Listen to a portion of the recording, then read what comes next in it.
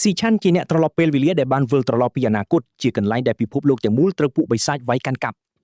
់គាត់គឺជាអ្នករស់រានមានជីវិតចុងក្រោយដែលតស៊ូជាច្រើនឆ្នាំរហូតអាចផ្ដួលស្ដេចបិសាចបានដោយការបំផ្ទុះខ្លួនឯងស្លាប់ជាមួយវាបន្ទាប់មកក្រោយពីមានពលឺដ៏ចាំងមួយគាត់ក៏ភ្ញាក់ឡើងក្នុងអតីតកាលនៅបន្ទប់អន្តរវិសិកដ្ឋានរបស់គាត់មានអារម្មណ៍ច្បោកច្បល់ហើយឆ្ងល់ថាតើគាត់ប្រហែលជាបានមកដល់ឋានសួគ៌ឬយ៉ាងណាបណ្ដាពីការសម្លឹងមើលទៅក្រៃបង្អួយហើយឃើញមនុស្សម្នាឈួរនៅទីនោះគាត់ក៏ចាប់ផ្ដើមយល់បន្តិចម្ដងពីអ្វីដែលបានកើតឡើងមួយសន្ទុះក្រោយមកគាត់ក៏ដឹងច្បាស់ថាបំណងប្រាថ្នារបស់គាត់បានខ្លាចជាការពិតហើយគាត់បានត្រឡប់ពេលវេលាទៅកាន់ជីវិតជានិស្សិតសាកលវិទ្យាល័យកាលពី10ឆ្នាំមុនពេលនោះផ្ទះ hologram ចម្លែកមួយបានលេចឡើងហើយប្រាប់ Chen ថាធម្មពលនៃភាពល្មោបបានបញ្ចូលគ្នាយ៉ាងពេញលេញហើយពេលកំពុងសម្លឹងមើលក្រៅបង្អួយគាត់ដឹងថាគាត់សល់ពេល3ឆ្នាំទៀតមុនពេលស្ដេចបិសាចទី1ឈ្មោះ Wrath ចុះមកដល់គាត់ចាំច្បាស់ណាស់ថាស្ដេចបិសាចមួយនេះហើយជាអ្នកបង្កើតរឿងរ៉ាវវិនាសកម្មទាំងអស់បន្ទាប់ពីនោះមក Wrath គឺជាអ្នកដែលបានបើកទ្វារឋាននរកដែលអនុញ្ញាតឲ្យស្ដេចបិសាចផ្សេងៗទៀតឈានជើងចូលមកកាន់ពិភពមនុស្សបានម្ដងមួយតួឯងយើងសម្រេចចិត្តថាគាត់ត្រូវតែរកទីតាំងដែលស្ដេចបិសាច Wrath នឹងលេចមុខហើយកំចាត់វាចោលមុនពេលទ្វារនរកអាចបើកបានញ៉ាំពីការគិតឆេងក៏ងាកមកចាប់អារម្មណ៍លើកទាំងប្រព័ន្ធដែនដែកក្បែរគាត់ដែលបង្ហាញពីកម្រិតធម៌ពលរបស់គាត់យ៉ាងច្បាស់គាត់ឆ្ងល់ថាតើនេះជាប្រភេទមនុស្សហ្គេមឬជាប្រព័ន្ធអ្វីមួយព្រោះគាត់មិនដែលធ្លាប់មានរបស់បែបនេះទេកាលពីជីវិតមុនការនោះគាត់ពឹងផ្អែកទៅលើធម៌ពលដែលបានដាស់របស់គាត់ប៉ុណ្ណោះដែលវាជារឿងដែលមនុស្សតែម្នាក់ក្នុងចំណោម 10000 នាក់ទើបមានសាកលវិទ្យាល័យអ្នកដាស់ធម៌ពលជាតិត្រូវបានសាងសង់ឡើងដើម្បីជ្រើសរើសអ្នកដែលមានសក្តានុពលទាំងនេះជាអកុសលពេលChenមកទីនេះលើកដំបូងគាត់បានបរាជ័យក្នុងការដាស់ធម៌ពលទាំងស្រុងហើយក៏ធ្លាប់គាប់នឹងការត្រកៀកធ្វើបាបដែលបញ្ជាក់ថាហេតុអីគាត់ទើបតែភ្ញាក់នៅបន្ទប់សគ្រូបែបនេះ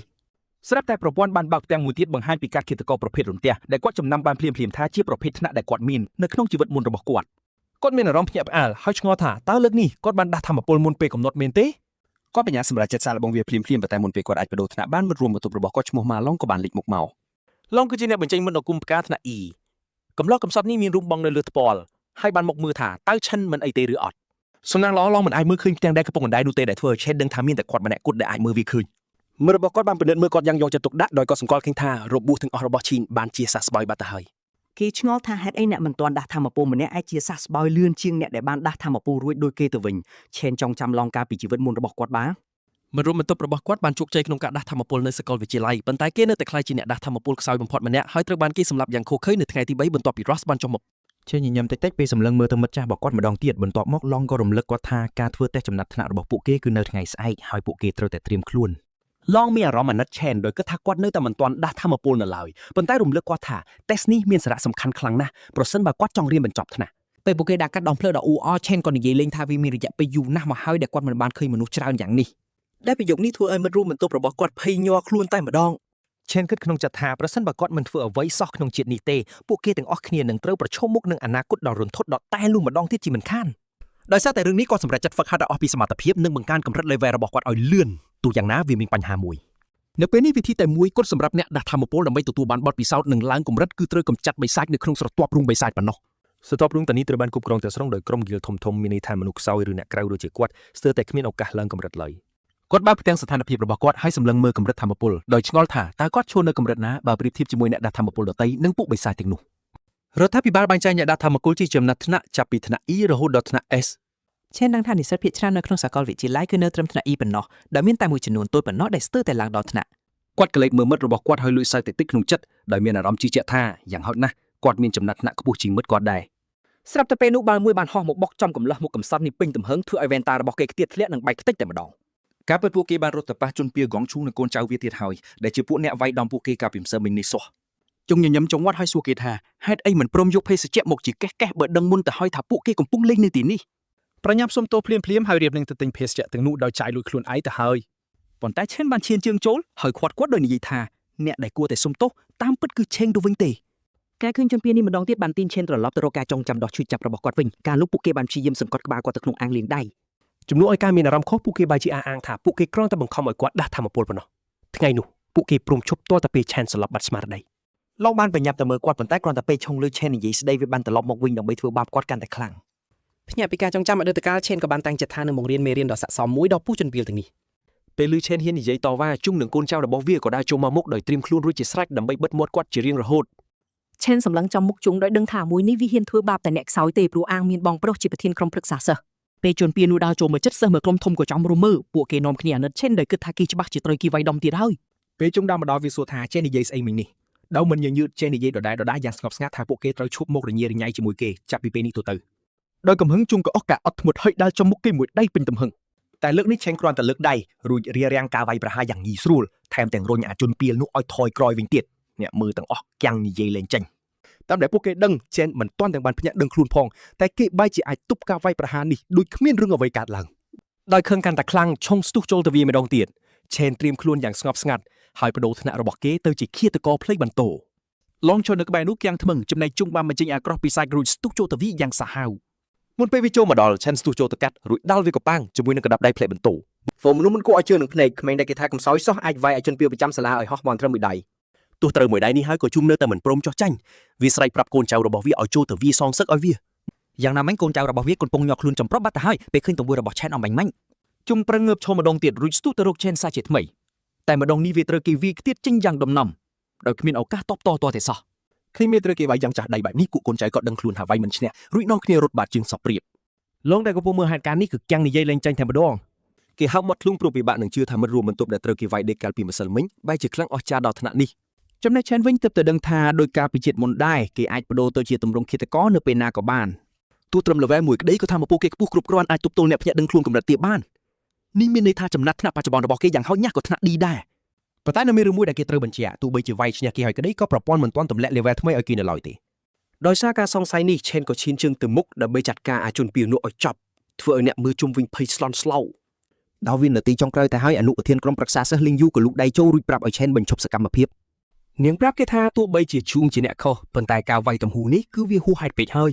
យនាងសន្យាថាអាជនពីម្នាក់នេះនឹងមិនហ៊ានមករកវីវូគេទៀតទេដោយសារតែអញ្ចឹងឆេនក៏សម្រេចចិត្តដោះលែងវាទៅពេលដើរថយក្រោយឆេនឆ្ងល់ថាហេតុអីបានជាក្រុមប្រឹក្សាសិស្សចង់លូកដៃជួយសង្គ្រោះមនុស្សដូចជាឈុងយ៉ាងនេះទោះបីជាចានគ្រាន់តែធ្វើពុតហើយមិនបានគិតចង់សម្លាប់វាពិតមែនក្តីក៏គេដឹងថាជនពីលួចជុងត្រូវតែទទួលទោសឲ្យស័ក្តិសមបើមិនអញ្ចឹងទេពួកគេនឹងនៅតែបន្តធ្វើបាបអ្នកខ្សោយមិនចេះចំមិនចេះហើយបន្ទាប់មកឆេនក៏ដើរចេញទៅជាមួយមិត្តរួមបន្ទប់ឈើមើលពីចង្ងាយពួកកូនចៅអាជនពីលួចខ្សឹបគ្នាថាពួកគេមិនគួរតែញុះញង់ឆេនម្ដងទៀតទេយប់នោះឡងព្យាយាមប្រាប់មិត្តរួមបន្ទប់ផ្សេងទៀតពីរបៀបដែលឆេនភ្ញាក់ដឹងខ្លួនជាឃាតករភ្លេចបន្ទោដ៏សាហាវតែគ្មាននរណាម្នាក់ជាសម្ដីគេឡើយឡងនៅតែបន្តបញ្យល់ថាមិត្តដកខ្សោយរបស់ពួកគេអាចវាយជុងយ៉ាងចាស់ដៃបានដោយរបៀបណាប៉ុន្តែសៀងសួរដែលជាគ្រូមន្តអាគមថ្នាក់ E ចាត់ទុកវាជារឿងកំ pl ែងទៅវិញស៊ូថាបើឈាមពិតជាខ្លាំងមែនហេតុអីបានជាគេនៅតែរត់ហាត់ប្រាណអញ្ចឹងទៀតគេប្រកែកថាអ្នកភ្ញាក់ដឹងខ្លួនប្រកបមិនចាំបាច់ពឹងផ្អែកលើការហាត់ប្រាណរាងកាយធម្មតាទៀតទេលឺបែបនេះមិត្តរួមបន្ទប់ជាអ្នកលេងហ្គេមសាំងយូនិយាយបញ្ចៅថាមើលទៅឡងច្បាស់ជាត្រូវគេវាយចំក្បាលធ្ងន់ធ្ងរឲ្យមើលទៅស៊ូបន្តនិយាយថាពួកគេទាំង4នាក់ត្រូវគេឲ្យនៅបន្ទប់នេះព្រោះតែជាសិស្សខ្សោយបំផុតនៅបាតតារាងហើយទោះធ្វើអ្វីក៏មិនអាចកែប្រែការពិតនេះបានដែរ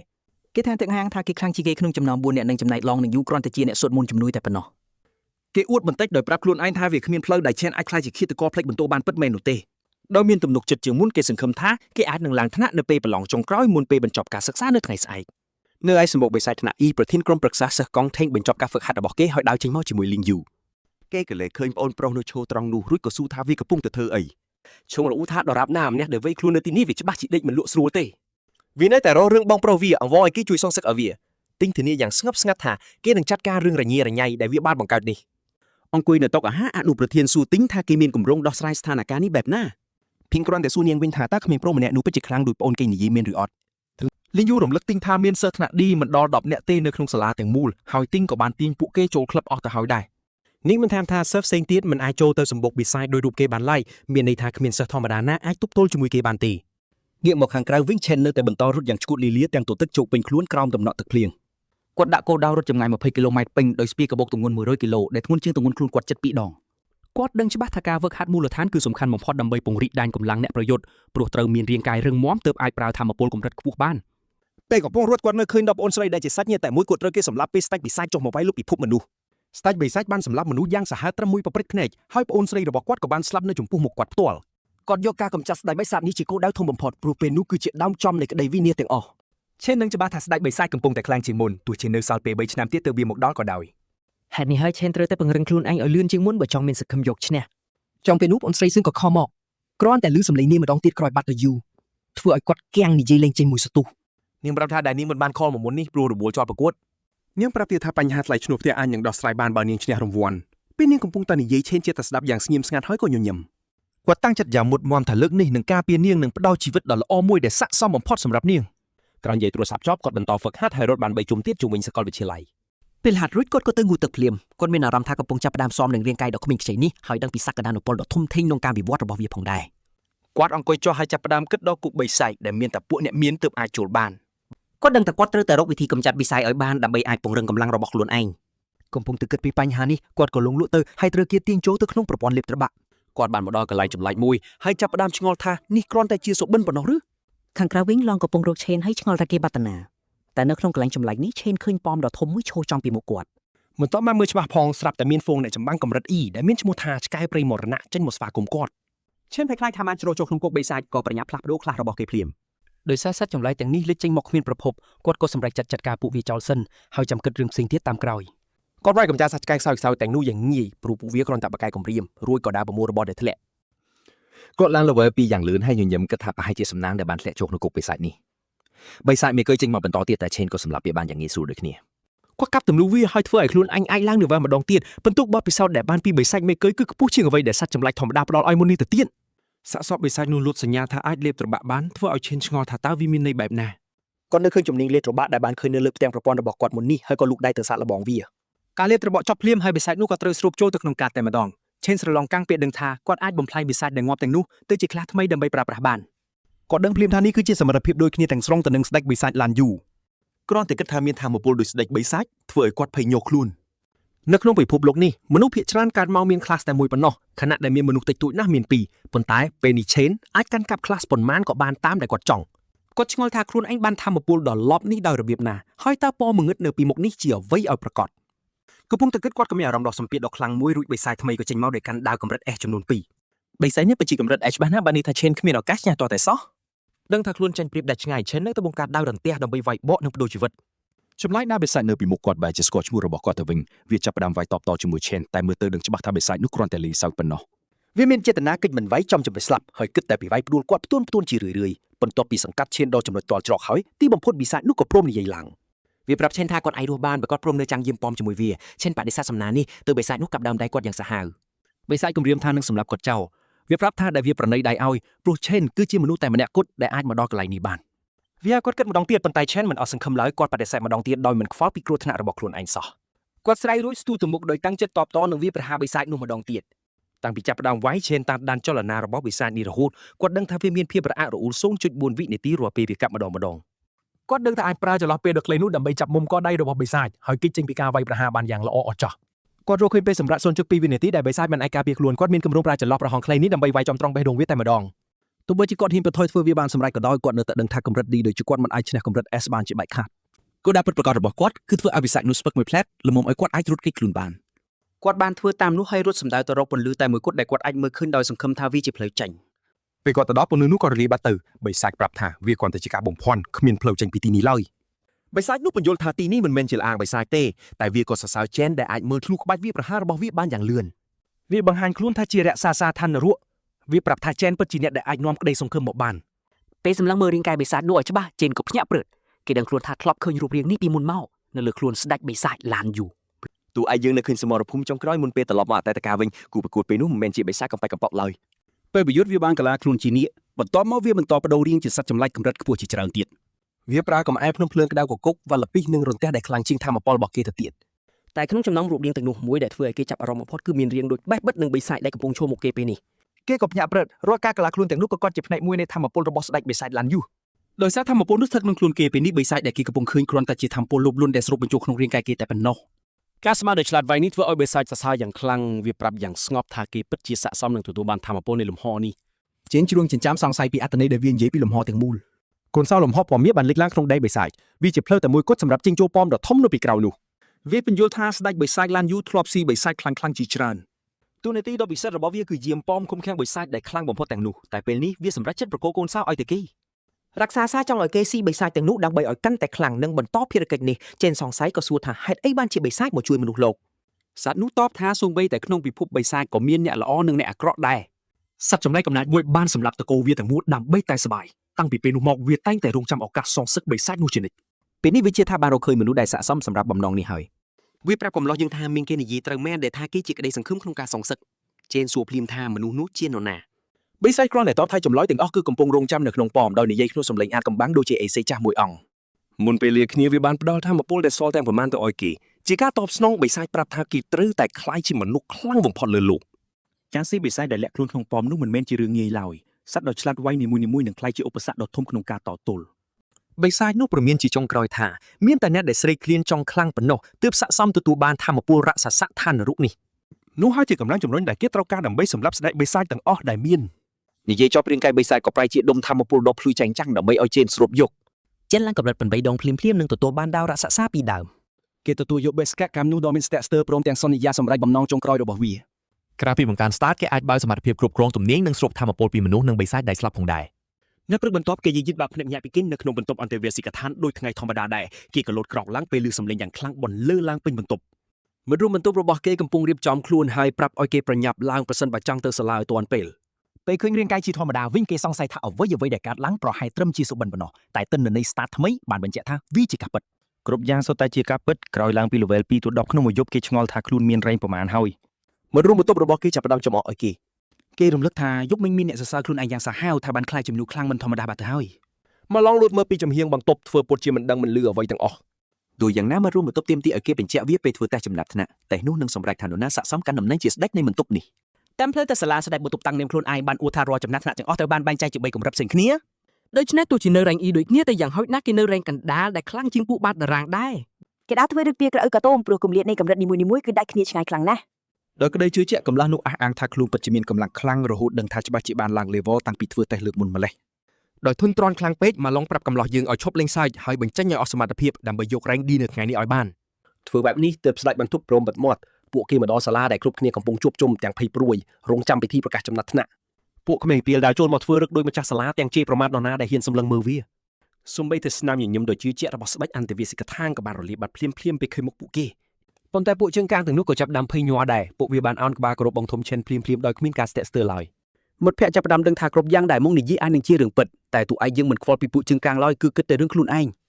សិស្សម្នាក់ទៀតបានសម្រេចចិត្តដើរមកឈរពីមុខគេនោះគឺជានដែលជាសមាជិកក្រុមប្រឹក្សាសិស្សធ្វើខ្លួនដូចប៉ូលីសសាលាហើយគេបានព្រមានយ៉ាងសមរម្យដល់ឆេនប្រធានក្រុមប្រឹក្សាសិស្សបានបញ្ជូនគេមកផ្ទាល់ដើម្បីដាក់ទណ្ឌកម្មអាមួយណាដែលហ៊ានវាយប្អូនប្រុសសំណប់ចិត្តរបស់ខ្លួន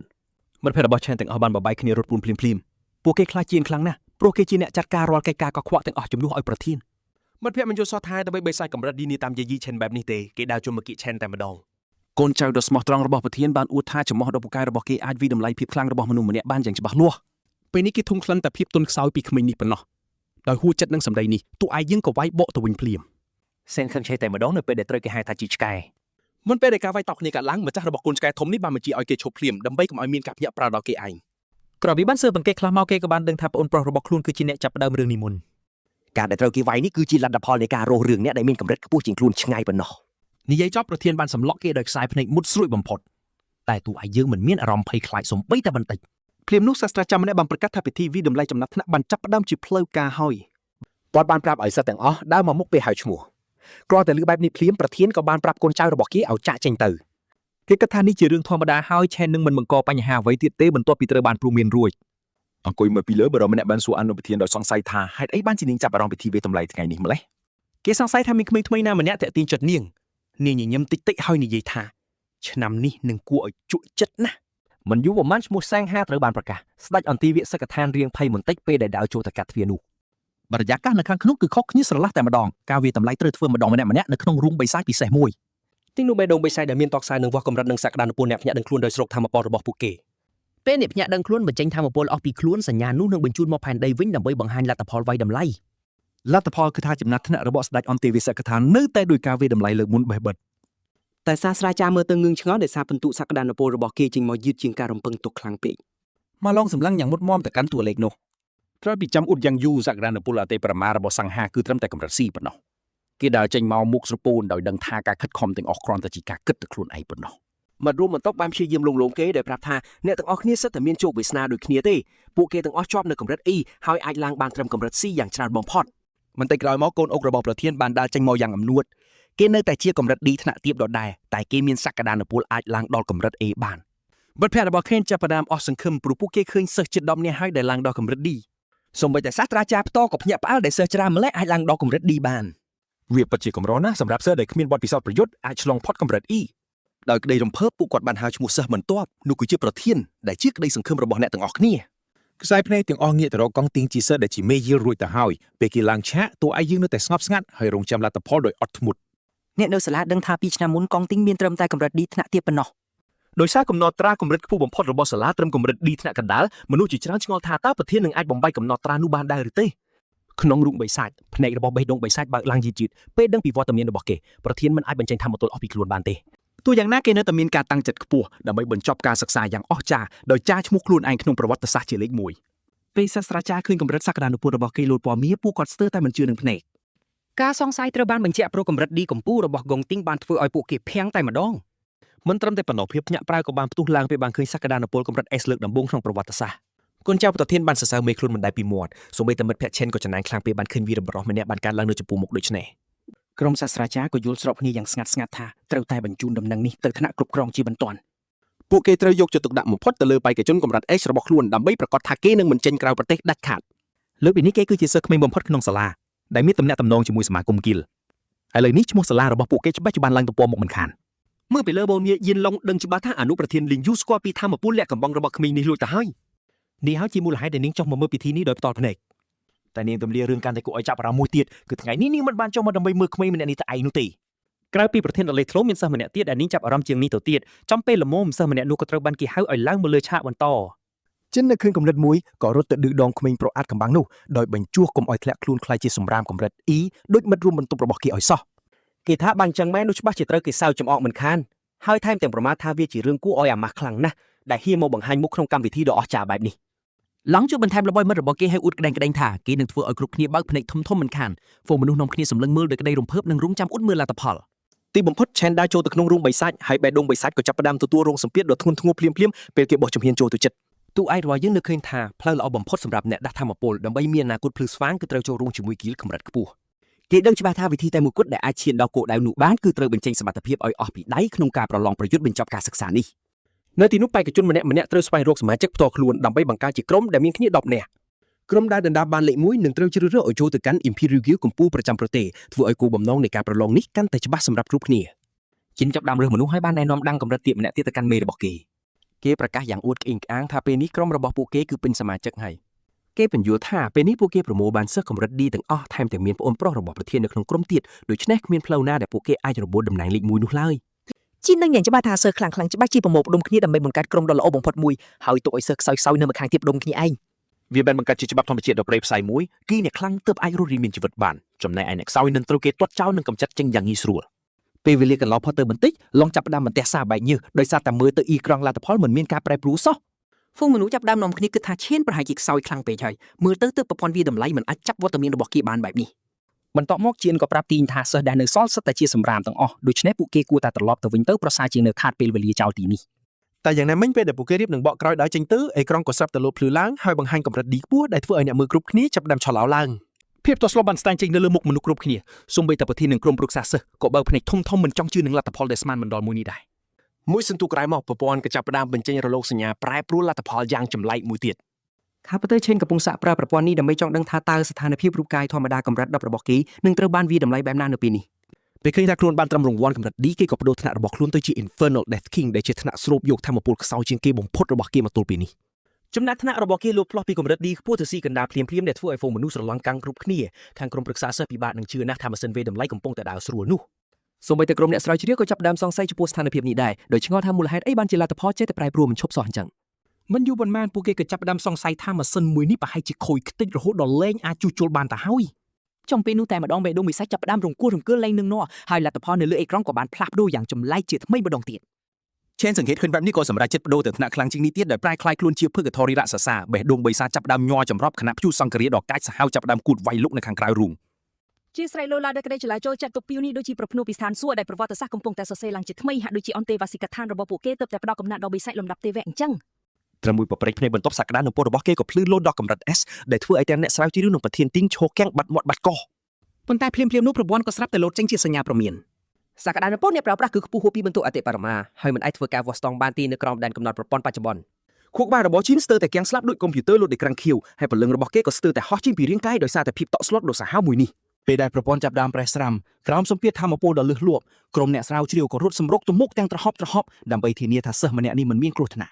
តែពេលរត់ទៅដល់ពួកគេនាំគ្នាឈោគាំងស្ងៀមពួកគេឃើញតែកំទេចក្រៀមស្វិតមួយដុំនៅកន្លែងបេះដូងបិសាចដែលវាត្រូវបានឆេះខ្លោចខ្ទេចអស់គ្មានសល់ដោយសារការប្រើប្រាស់ធម្មពលលើសកម្រិតអតិបរមា មើលទៅឆេនផ្លែជាធ្វើឲ្យវាភ័យរន្ធត់រហូតដល់គាំងបេះដូងខ្លាំងពេកហើយមើលទៅ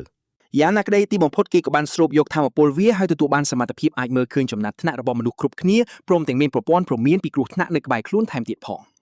ងគេដើរចេញមកក្រៅរោងបិសាចវិញយ៉ាងរំភើបហើយក៏ភ្ញាក់ផ្អើលយ៉ាងខ្លាំងនៅពេលដែលចំណាត់ថ្នាក់របស់មនុស្សគ្រប់គ្នាបានលោតបង្ហាញយ៉ាងច្បាស់នៅនឹងមុខគេផ្ទាល់តែមួយសន្ទុះក្រោយមុខគេក៏កត់សម្គាល់ឃើញថាប្រធានសិស្សបានលាក់កំបាំងសមត្ថភាពពិតរបស់ខ្លួនដែលតាមការពិតទៅគេគ្រាន់តែជាអ្នកមានកម្រិតស៊ីដ៏មធ្យមធម្មតាម្នាក់ប៉ុណ្ណោះក្រុមអ្នកស្រាវជ្រាវដើរចេញមុខយ៉ាងមុខស្ងួតរួចប្រកាសប្រាប់គ្រប់គ្នាថាបេះដូងបិសាចទើបតែគាំងបេះដូងស្លាប់បាត់ទៅហើយដោយសារតែរងសម្ពាធធ្ងន់ធ្ងរពេក ដូច្នេះពួកគេគ្មានជំរឿអ្វីក្រៅពីផ្អាកការប្រឡងសិននោះទេ ពួកគេសន្និដ្ឋានថាតួលេខរបស់ Chen អាចបណ្ដាលមកពីកំហុសប្រព័ន្ធហើយក៏ប្រកាសថារបាយការណ៍ពេញលេញមួយនឹងត្រូវបញ្ជូនទៅថ្នាក់លើដើម្បីធ្វើការពិនិត្យឡើងវិញ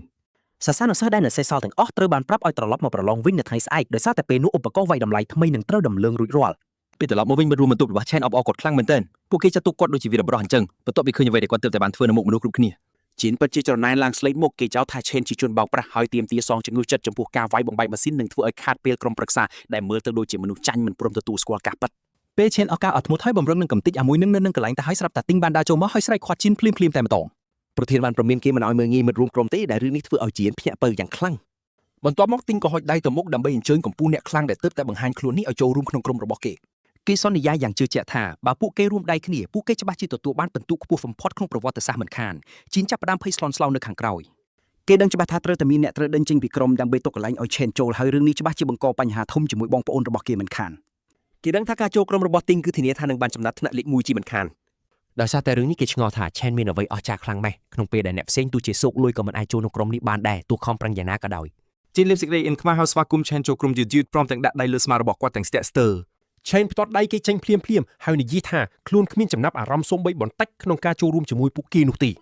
ការឆ្លើយតបនេះធ្វើឲ្យជីនបែកញើសដោយក្តីភ័យខ្លាចខណៈដែលទិញគ្រាន់តែឈោមើលសកម្មភាពទាំងអស់នេះដោយស្ងៀមស្ងាត់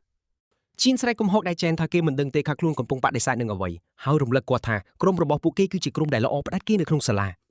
Chen ងាកខ្នងដើរចេញទៅបាត់គេប្រាប់ថារឿងនេះមិនពាក់ព័ន្ធជាមួយពួកគេទេហើយថាហ្វូងរបស់ពួកគេពិតជាថ្លង់គូឲ្យធុញណាស់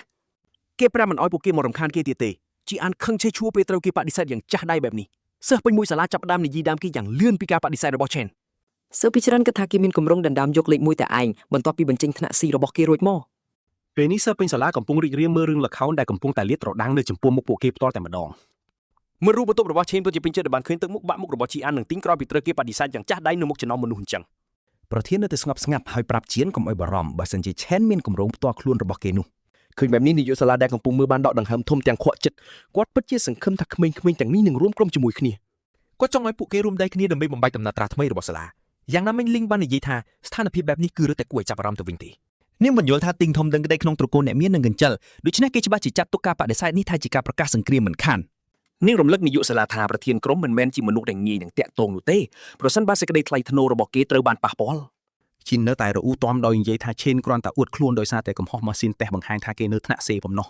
ទីនិយាយបញ្ជាក់បញ្ជាថាលទ្ធផលនោះអាចជាការពិតគេសារភាពថាទោះបីជាវាមិនទំនងក៏ដោយក៏គេមិនអាចបណ្ដោយឲ្យអ្នកណាមកដណ្ដើមតំណែងលេខ1របស់គេបានដែរ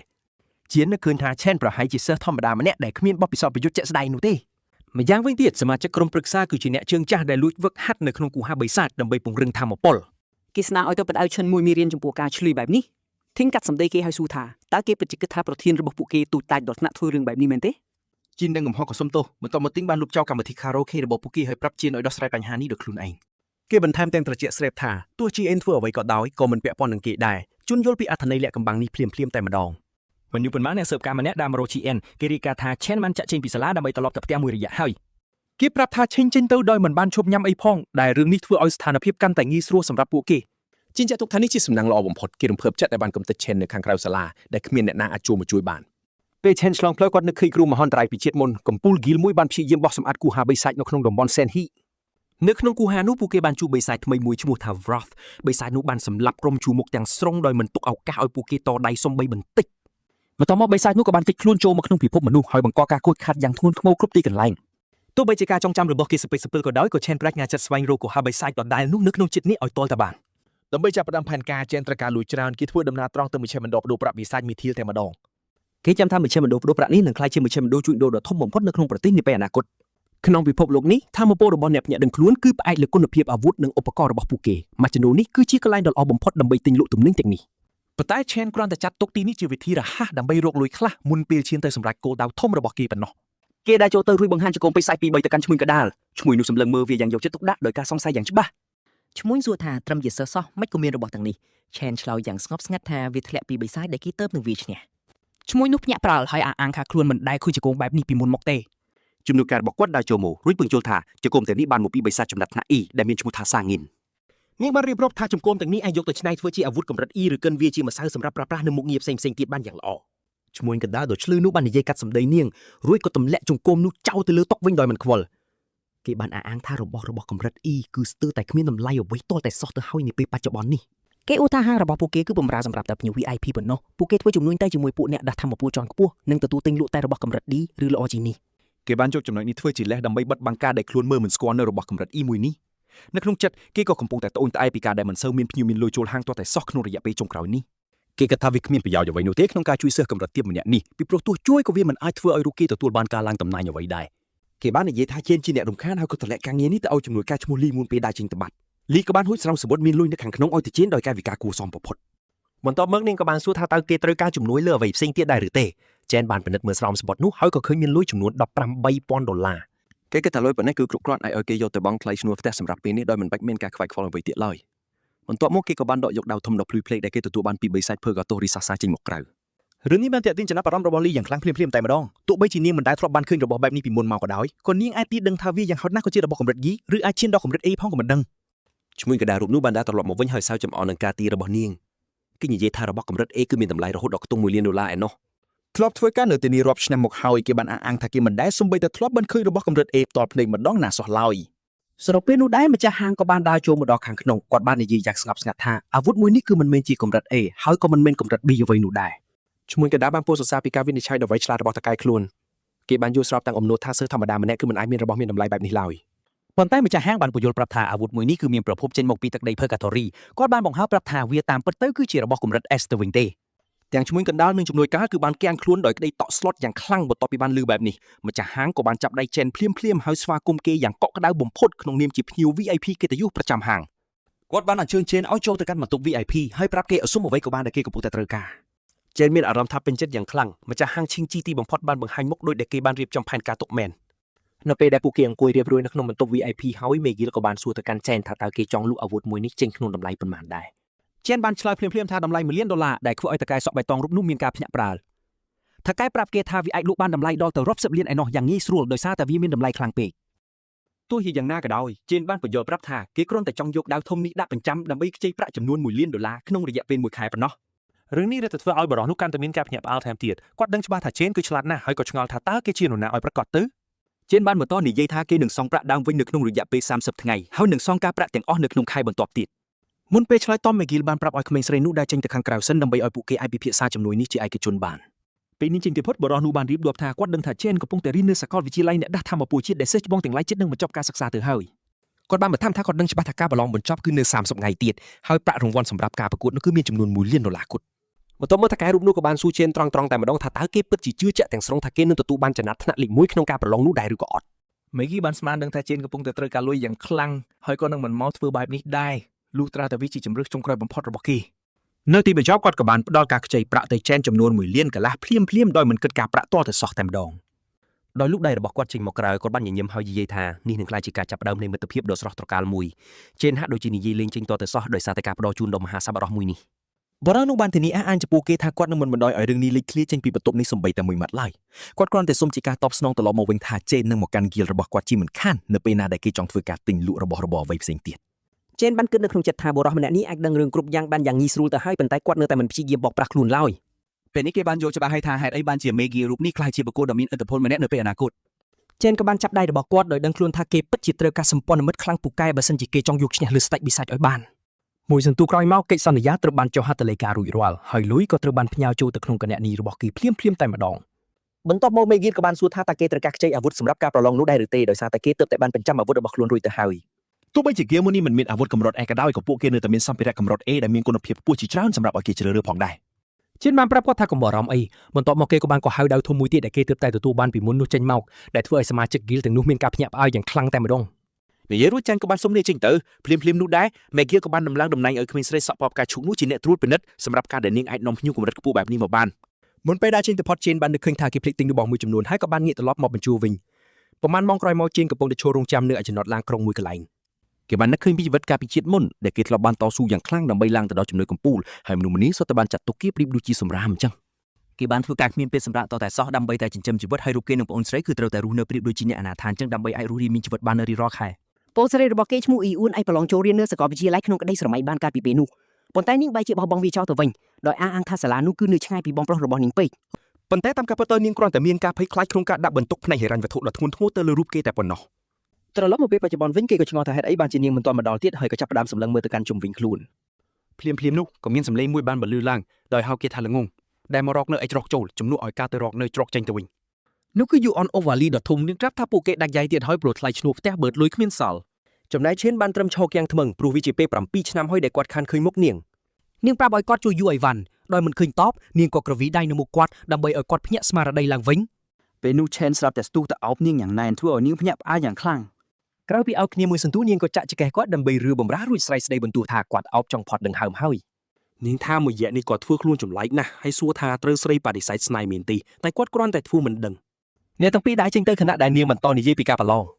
ទោះយ៉ាងណាឈេនសប្បាយចិត្តនឹងស្ដាប់នាងដោយសន្យាក្នុងចិត្តថាមួយជីវិតនេះគាត់នឹងមិនបណ្ដោយឲ្យមានរឿងអាក្រក់កើតឡើងចំពោះនាងឡើយនៅទីតាំងផ្សេងក្នុងច្រកងងឹតមានជនពៀលកំពុងលាក់ខ្លួនបន្ទាប់ពីដឹងច្បាស់ថាឈេននឹងដើរកាត់ទីនោះមេបកឈ្មោះ GN បានប្រាប់កូនចៅឲ្យលាក់ខ្លួនសិនរងចាំគោលដៅលិចមុខទើបអាចព្រួតគ្នាវាយប្រហារបាន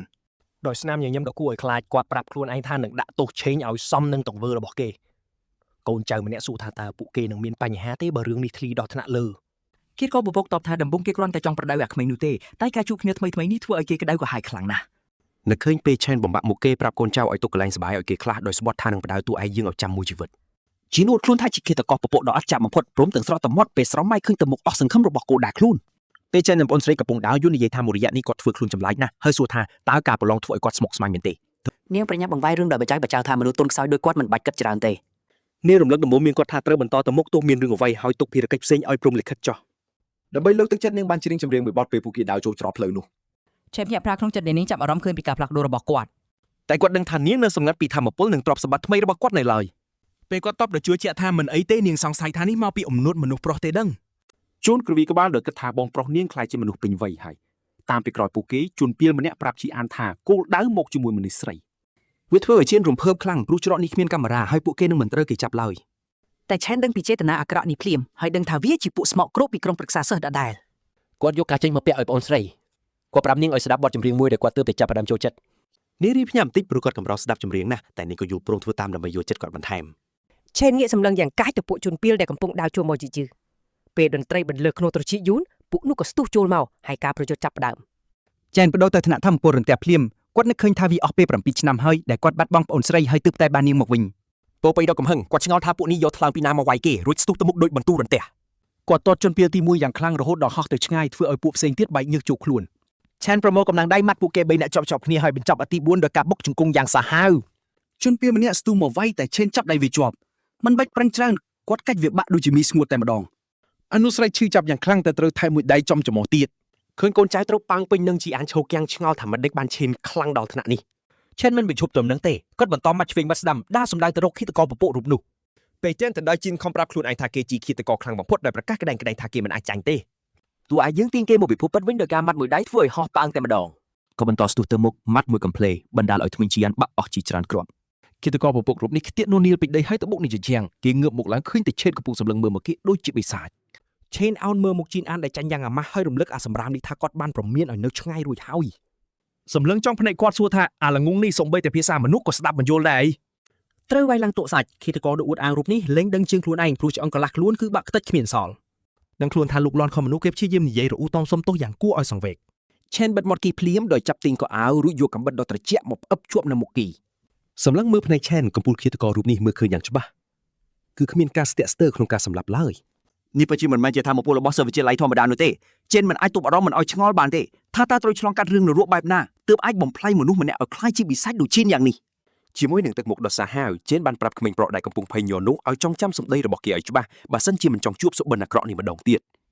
គេនឹងមិនញញឹតក្នុងការហាច់សាកសពពួកគេទេបើសិនជាពួកគេហ៊ានធ្វើរឿងល្ងងខ្លៅម្ដងទៀត ពេលបញ្ចេញការព្រមានចុងក្រោយគេក៏បានបន្ថែមលក្ខខណ្ឌដ៏គួរឲ្យខ្លាចមួយទៀតដើម្បីបញ្ជាក់ឲ្យច្បាស់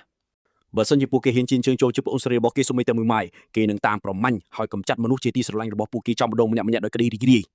ក្រោយពេលនិយាយចប់គេក៏ទម្លាក់កាំបិតចុះហើយដើរត្រឡប់ទៅក្បែរយូនីយ៉ាងរំភើយមុនពេលបទចម្រៀងនោះលេងចប់ទៅទៀតចំណែកឯប្អូនស្រីរបស់គេវិញកំពុងតែរំជួលចិត្តយ៉ាងខ្លាំងរហូតស្រក់ទឹកភ្នែកដោយសារតែអត្ថន័យដ៏កំសត់និងឯកានៃបទចម្រៀងនោះនាងយំទាំងឈឺចាប់និងសាប់ซ้อนថាតើបងប្រុសនាងត្រូវហែកឆ្លងកាត់រឿងអ្វីខ្លះទើបប្រែប្រួលខ្លាំងបែបនេះក្នុងរយៈពេលប្រមាណឆ្នាំមកនេះ នាងសូម្បីតែឆ្ងល់ថាតើការគ្រប់គ្រងរបស់នាងកាលពីមុននៅមិនទាន់គ្រប់គ្រាន់មែនទេនាងជូតទឹកភ្នែកហើយងាកក្រោយជាមួយនឹងការតាំងចិត្តថានឹងស្ដីបន្ទោសគេឲ្យចាស់ដៃម្ដង ប៉ុន្តែនាងកៀងនិយាយលេងចេញភ្លាមពេលដែលក្រឡេកឃើញកាដូនៅក្នុងដៃរបស់គេបិចស្រោបមាសដ៏ភ្លឺចែងចាំងដែលនាងតែងតែសម័យចង់បានកំពុងតែស្ថិតនៅចំពីមុខភ្នែករបស់នាងផ្ទាល់តែម្ដងយូនឡើងមុខកំហុំងាំងដោយសារតែក្តីរំភើបដែលមិនអាចរៀបរាប់បាននាងស្ទើរតែមិនជឿទាល់តែសោះថាបងប្រុសនាងពិតជាបានទិញប៊ិចវីតាមីនស៊េរីថ្មីបំផុតនេះឲ្យនាងដែលវាមានតម្លៃថ្លៃជាងឈ្នួលផ្ទះប្រចាំខែរបស់ពួកគេទាំងមូលទៅទៀតប្រតិកម្មដ៏គួរឲ្យស្រឡាញ់របស់នាងធ្វើឲ្យជេនកក់ក្ដៅក្នុងចិត្តភ្លាមទឹកមុខរបស់នាងបង្ហាញយ៉ាងច្បាស់ថានាងមិនចង់ប្រកួតវាវិញទេទោះបីជាការធ្វើបែបនោះគឺជាជំរឿនដ៏ត្រឹមត្រូវខណៈដែលពួកគេកំពុងតែជំពាក់ថ្លៃឈ្នួលផ្ទះយ៉ាងច្រើនក៏ដោយក្តាប់ដៃយ៉ាងណែននៅពីក្រោយខ្នងជេនបានស្បត់យ៉ាងស្ងៀមស្ងាត់ថានឹងការពារស្នាមញញឹមរបស់ប្អូនស្រីឲ្យបានក្នុងជាតិនេះហើយធានាថានាងអាចចូលរៀននៅសាលាក្នុងក្តីសម័យរបស់នាងពេលមកដល់ផ្ទះយូនីចំណាយពេលរាប់ម៉ោងយ៉ាងសប្បាយរីករាយក្នុងការគូររូបភាពពន្លឺអណ្ដែតនៅលើអាកាសពេលកំពុងអង្គុយមើលនាងបងប្រុសរបស់នាងក៏ញ៉ាំមីរ៉ាមែនយ៉ាងស្ងៀមស្ងាត់ទាំងអារម្មណ៍សប្បាយចិត្តជាខ្លាំងដែលនាងស្រឡាញ់កាដូមួយនោះទោះជាយ៉ាងនេះក្តីការពិតនៃស្ថានភាពរបស់ពួកគេនៅតែមានហើយនាងព្រួយបារម្ភដែលគេចំណាយលុយយ៉ាងច្រើនមកលើនាងខណៈដែលថ្លៃផ្ទះខែក្រោយនៅមិនទាន់មានផងនោះដើម្បីតបទៅនាងជេនបានបញ្ចេញស្នាមញញឹមយ៉ាងមានមោទនភាពហើយប្រាប់នាងថាថ្លៃឈ្នួលផ្ទះសម្រាប់ពេញមួយឆ្នាំគឺត្រូវបានបង់រួចរាល់អស់ហើយគេអួតយ៉ាងរំភើយថាការរកស៊ីទូតែរបស់គេជាមួយមិត្តភក្តិគឺទទួលបានប្រាក់ចំណេញយ៉ាងច្រើននៅពេលថ្មីៗនេះ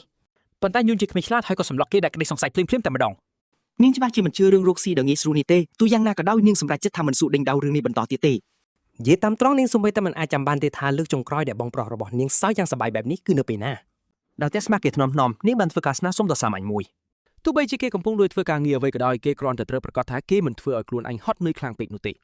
េស្របពេលនោះនៅឯអាងចិញ្ចឹមត្រីដ៏ស្ងាត់ចងំប្រធានក្រុមប្រឹក្សាសិស្សទីងបានប្រាប់ដំណឹងដ៏គួរឲ្យភ្ញាក់ផ្អើលមួយទៅកាន់បងប្អូនជីដូនមួយរបស់គេគ្រូពេទ្យដែលប្រកែកបំផុតប្រចាំទីក្រុងបានបញ្ជាក់ច្បាស់ថាឃាតករកំពូលរបស់ពួកគេកំពុងរងរបួសធ្ងន់ធ្ងររហូតមិនអាចជួយសង្គ្រោះបានឡើយឆ្អឹងជើងពាក់កណ្ដាលនៅក្នុងរាងកាយរបស់គេត្រូវបានបាក់បែកខ្ទេចខ្ទីអស់ទៅហើយ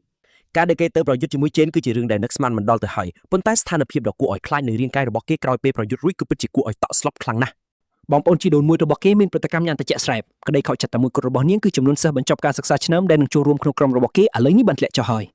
ប៉ុន្តែប្រធានក្រុមប្រឹក្សាសិស្សក៏ខូខើមិនធម្មតាដែរដោយគេបាននិយាយថាគេប្រកាសជាធ្វើបានល្អជាងនេះទៅទៀតបើសិនជាគ្មានមនុស្សអត់ប្រយោជន៍មកធ្វើជាបន្ទុកទាញទម្លាក់គេនោះភ្លាមនោះពូរបស់ពួកគេដែលជានាយកផ្នែកការងាររបស់សាលាក៏បាននិយាយឡើ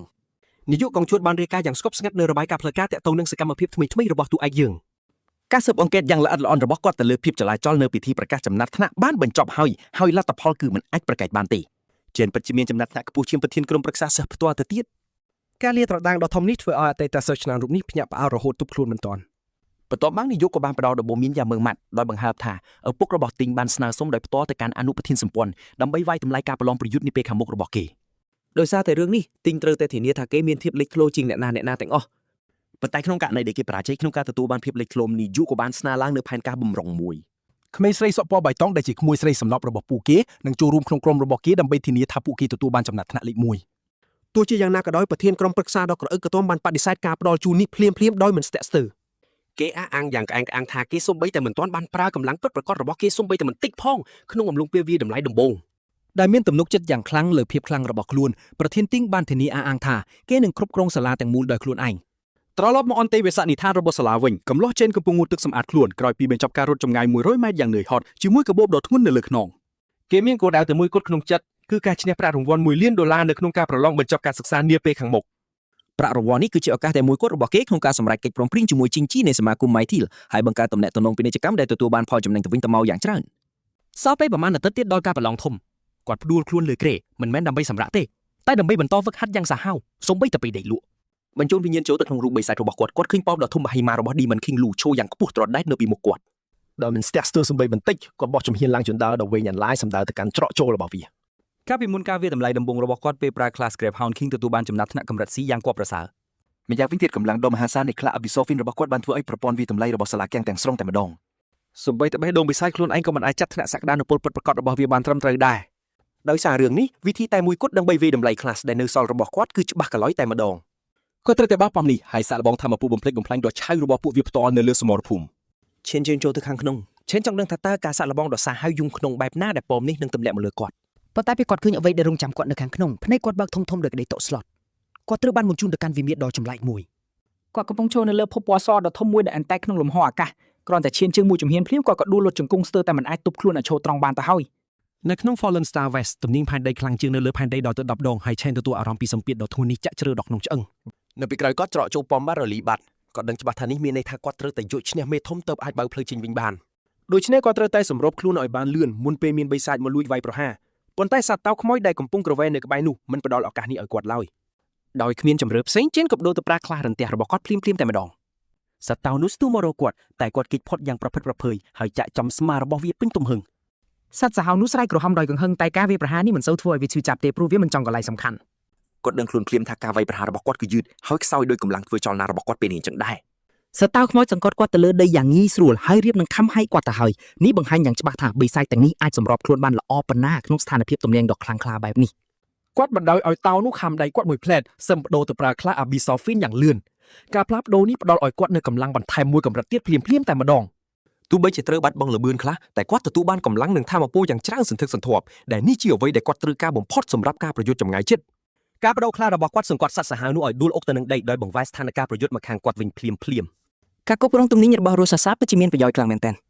នៅលើភពដែលមានទំនិញខ្លាំងជាងធម្មតា10ដងការគុណនឹង3ពិតជាសង្កត់ចុះដោយកម្លាំងយ៉ាងសាហាវសត្វតោស្រែកក្រហមយ៉ាងកាយសាហាវប៉ុន្តែឈិនមិនប្រណីឡើយដោយកិនវាផ្ទុំនឹងដីតែម្ដងបន្ទាប់មកគាត់ដេកស្តុកនៅលើកម្រាលដើម្បីដកដង្ហើមឲ្យស្រួលបន្តិចក្លតនីធ្វើឲ្យគាត់ភ្ញាក់ផ្អើលជាមួយនឹងការលោតសារឡើងកម្រិតយ៉ាងសមតម្លៃបន្ទាប់មកគាត់ដឹងថាក្លាសនីមួយៗមានចំណាត់ថ្នាក់ជាផ្កាយចំនួនផ្កាយបង្ហាញពីទំហំកម្លាំងដែលកើនឡើងពេលគាត់បដូរទៅក្លាសនោះពេលនេះ Purgatory Rakshasa មានផ្កាច្រើនជាងគេបំផុតក្នុងចំណោមជម្រើសរបស់គាត់ទាំងអស់ប៉ុន្តែសូម្បីតែមានព្រៀបបែបនេះក៏ដោយក៏គាត់នៅតែត្រូវតស៊ូយកជីវិតរស់ទល់នឹង Phantom Lion ចំណាត់ថ្នាក់ B ដែរនេះបញ្ជាក់ច្បាស់ថាគាត់នៅមានផ្លូវដ៏វែងឆ្ងាយទៀតដែលត្រូវដើរមុននឹងឈានដល់សក្តានុពលពេញលេញកម្រិត SSS របស់គាត់អ្វីដែលរត់តែយ៉ាប់នោះគាត់មានអារម្មណ៍ធុញថប់ពេលឃើញថា Gluttony សូម្បីតែជំរឿក្នុងការស្រូបយកសត្វនេះក៏មិនអោយគាត់ផងបិសាចមួយនេះច្បាស់ណាស់ថាមិនមែនជាមេប្រចាំជាន់ទេព្រោះច្រកចេញមិនលេចឡើងឡើយបន្ទាប់ពីគាត់សម្លាប់វាហើយភ្លាមនោះទ្វារដ៏ធំមួយរបើកឡើងនៅពីក្រោយគាត់ភ្នែកភ្លឺភ្លេចរាប់សិបគូសម្លឹងចេញពីទីងងឹតភាពចាក់ស្ដែងតាក់កំភ្លៀងគាត់យ៉ាងចាស់ដៃការប្រឹងប្រែងទាំងអស់ដើម្បីយកឈ្នះតោខ្មោចតែមួយក្បាលគឺគ្មានន័យអ្វីសោះបើធៀបនឹងអ្វីដែលកំពុងមកដល់នេះបិសាចចំណាត់ថ្នាក់ B រាប់មិនអស់សម្រុបចេញពីទ្វារក្រញ៉ៅនឹងវាប្រហារគាត់ពីគ្រប់ទិសទីទើបតែពេលនេះទេដែលគាត់យល់ច្បាស់ពីអ្វីដែលរាក្សសាបានប្រមានគាត់បិសាចនោះធ្លាប់ប្រាប់គាត់ថាប៉មនេះពោពេញដោយសត្វសាហាវយងក្នុងហើយផ្លូវរបស់គាត់នឹងពោពេញដោយការឈឺចាប់និងទុក្ខវេទនាមិនចេះចប់ប៉ុន្តែគេក៏បែរប្រាប់គាត់ឲ្យស៊ូទ្រាំនឹងរឿងទាំងអស់នេះដែរដើម្បីគាត់អាចសម្របខ្លួននិងវិវត្តឲ្យកាន់តែខ្លាំងស្រាប់តែឈិនភ័យប្រត់ពីការកេងដោយមានអារម្មណ៍ថាខ្លួនទើបតែរស់រានមានជីវិតពីសុបិនអាក្រក់បំផុតក្នុងជីវិតអ្នកផ្សេងទៀតនៅក្នុងបន្ទប់នៅតែលងលក់យ៉ាងស្កប់ស្កល់ដោយមិនដឹងសោះថាគាត់ទើបតែឆ្លងកាត់ការឈឺចាប់ដែលត្រូវបិសាចហែកស៊ីទាំងរស់អំបញ្ញមិញនេះទេទីបំផុតគាត់ដឹងហើយថាប៉មរបស់ Purgatory មិនមែនជាផ្លូវកាត់ដើម្បីឡើងកម្រិតភ្លាមនោះទេគាត់ទើបតែនៅចំណុចចាប់ផ្ដើមនៃដំណើរដ៏វែងឆ្ងាយនិងឈឺចាប់តែប៉ុណ្ណោះប្រហែលសប្តាហ៍កន្លងផុតទៅហើយទីបំផុតដល់ពេលប្រឡងបញ្ចប់ការសិក្សារបស់សាលាហើយមានភ្ញៀវកិត្តិយសជាច្រើនមកទស្សនាកូនសិស្សចំនួនថ្មីដែលពោពេញដោយសក្តានុពលច្បាប់ថ្មីសម្រាប់ការបង្កើតក្រុមត្រូវបានប្រកាសដោយតម្រូវឲ្យមានសិស្សកម្រិត E ខ្ពស់យ៉ាងហោចណាស់ម្នាក់នៅក្នុងក្រុមនីមួយៗនៅពេលដល់ម៉ោងចាប់ក្រុមគេបានប្រកាសថាសិស្សទាំងអស់អាចមើលឃើញចំណាត់ថ្នាក់របស់គ្នាទៅវិញទៅមកបានហើយនេះជួយឲ្យគ្រប់គ្នាឆាប់សម្រេចចិត្តថានឹងជ្រើសរើសនរណាចូលក្រុមរបស់គេសិស្សត្រូវបានរៀបរាប់ឈ្មោះតាមលំដាប់ចំណាត់ថ្នាក់របស់ពួកគេពីខ្ពស់ទៅទាបប៉ុន្តែម៉ាឡុងចាប់អារម្មណ៍ឃើញភាពខុសប្រក្រតីយ៉ាងលឿនឆែនក៏មានអារម្មណ៍យល់ច្រឡំដែរពេលឃើញឈ្មោះរបស់ខ្លួននៅចំណាត់ថ្នាក់បាតតារាងគេបង្អស់តែម្ដងកសែភ្នែករាប់សិបគូបែរសម្លឹងមកគាត់ខណៈដែលគ្រប់គ្នាងឿងឆ្ងល់ថាហេតុអ្វីអ្នកដែលមានធម៌ពលកម្រិតខ្ពស់បែរជាធ្លាក់ទៅនៅចំណាត់ថ្នាក់ទាបបំផុតទៅវិញសិស្សដែលច្រណែនចាប់ផ្ដើមនិយាយឌឺដងភ្លាមពួកគេជឿថាចំណាត់ថ្នាក់ខ្ពស់ពីមុនរបស់គេគ្រាន់តែជាកំហុសប្រឡងប៉ុណ្ណោះប៉ុន្តែពួកគេក៏មិនអាចបដិសេធពីភាពខ្លាំងរបស់គេដែរហើយបើបានគេចូលរួមពិន្ទុក្រុមច្បាស់ជាកើនយ៉ាងងាយប្រទេសគ្រប់ប្រសាទធីងនៅស្ងៀមខណៈគេនាំគ្នានិយាយដើមមនុស្សល្ងងដែលហ៊ានបដិសេធសំណើរបស់ប្រធានហើយច្បាស់ជាកំពុងស្ដាយក្រោយហើយក៏ប៉ុន្តែអ្នកនៅពីក្រោយល្បិចកខ្វក់នេះគឺជាពូរបស់គេផ្ទាល់ឈ្មោះគង់គន់គាត់គិតថាច្បាស់ជាគ្មានអ្នកណាចង់បបួលឆេនចូលក្រុមទេពេលឃើញគេធ្លាក់ដល់ចំណាត់ថ្នាក់បាតតារាងនោះផែនការនេះសាមញ្ញណាស់បើឆេនគ្មានសិទ្ធិប្រឡងផងគេច្បាស់ជាគ្មានឱកាសទៅយកឈ្នះក្រុមរបស់ប្រធានបានឡើយប៉ុន្មានម៉ោងមុននេះសិស្សពេញមួយថ្នាក់ស្ទើរតែអង្វរប្រធានធីងដើម្បីបានចូលរួមក្នុងក្រុមរបស់គេទៅហើយពួកគេខំប្រឹងបញ្ចូលគេណាប៉ុន្តែឈុងបានបដិសេធដោយប្រាប់ថាពួកគេអាចថែមសមាជិកតែម្នាក់ទៀតប៉ុណ្ណោះពេលនេះសិស្សផ្សេងទៀតបានបង្កើតក្រុមរៀងខ្លួនអស់ហើយនៅសល់តែបន្ទប់អន្តេវាស៊ីកថាដែលខ្សោយជាងគេប៉ុណ្ណោះឡងនិយាយថាពួកគេបានសួរគ្រប់គ្នាហើយតែគ្មានអ្នកណាចង់ចូលរួមជាមួយទេដោយសារពេលនេះពួកគេមានគ្នាតែ4នាក់ពួកគេមិនអាចចូលរួមការប្រឡងបញ្ចប់ឆ្នាំបានឡើយគេត្អូញតែថាវាគួរឲ្យសង្ស័យណាស់ដែលពិន្ទុរបស់ឆេនត្រូវធ្លាក់ដល់បាតតារាងដែលធ្វើឲ្យគេអត់មានសិទ្ធិសូម្បីតែចូលរួមប្រឡងដោយសារច្បាប់តម្រូវឲ្យមានអ្នកចំណាត់ថ្នាក់ E ខ្ពស់ម្នាក់វាហាក់ដូចជាក្រុមពួកគេត្រូវគេខ្លែងបន្លំតម្រូវគោលដៅតែម្ដងការប្រឡងបញ្ចប់ឆ្នាំគឺជាផ្លូវតែមួយគត់ដែលសិស្សអាចបញ្ចេញសមត្ថភាពហើយត្រូវបានជ្រើសរើសដោយហ្គីលកម្ពុជានៅក្នុងការប្រឡងចុងក្រោយចំនួនសមាជិកកំណត់ចំនួនបិសាចដែលក្រុមត្រូវតទល់ដូច្នេះមានគ្នាអាងច្រើនក៏មិនមែនជាចំណុចល្អដែរ នោះហើយជាមូលហេតុដែលគ្មាននរណាចង់ពាក់ព័ន្ធជាមួយសិស្សខ្សោយទេព្រោះពួកគេគ្រាន់តែជាបន្ទុកដ៏ធ្ងន់សម្រាប់ក្រុមប៉ុណ្ណោះ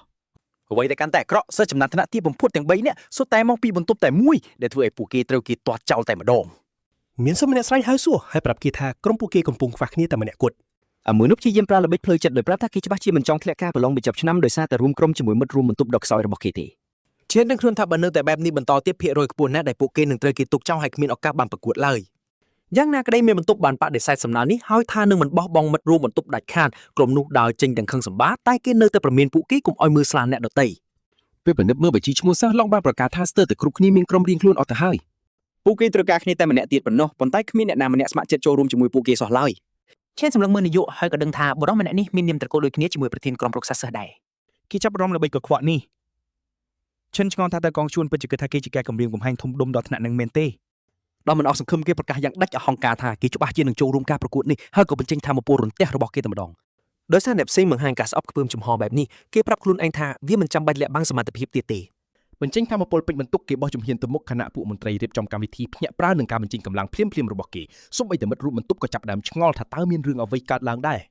ឈេននឹកឃើញថាសាលាអ្នកក្រោកដឹងខ្លួនទាំងអស់មានច្បាប់ពិសេសមួយដើម្បីបង្កើតភាពប្រកួតប្រជែងសិស្សអាចប្រកួតជាមួយអ្នកណាក៏បាននៅពេលណាក៏បានទោះបីជាវាមើលទៅដូចជាការអួតអាងបន្តិចក្តីតែនេះជាវិធីបង្ហាញភាពខ្លាំងដើម្បីឲ្យគេទទួលស្គាល់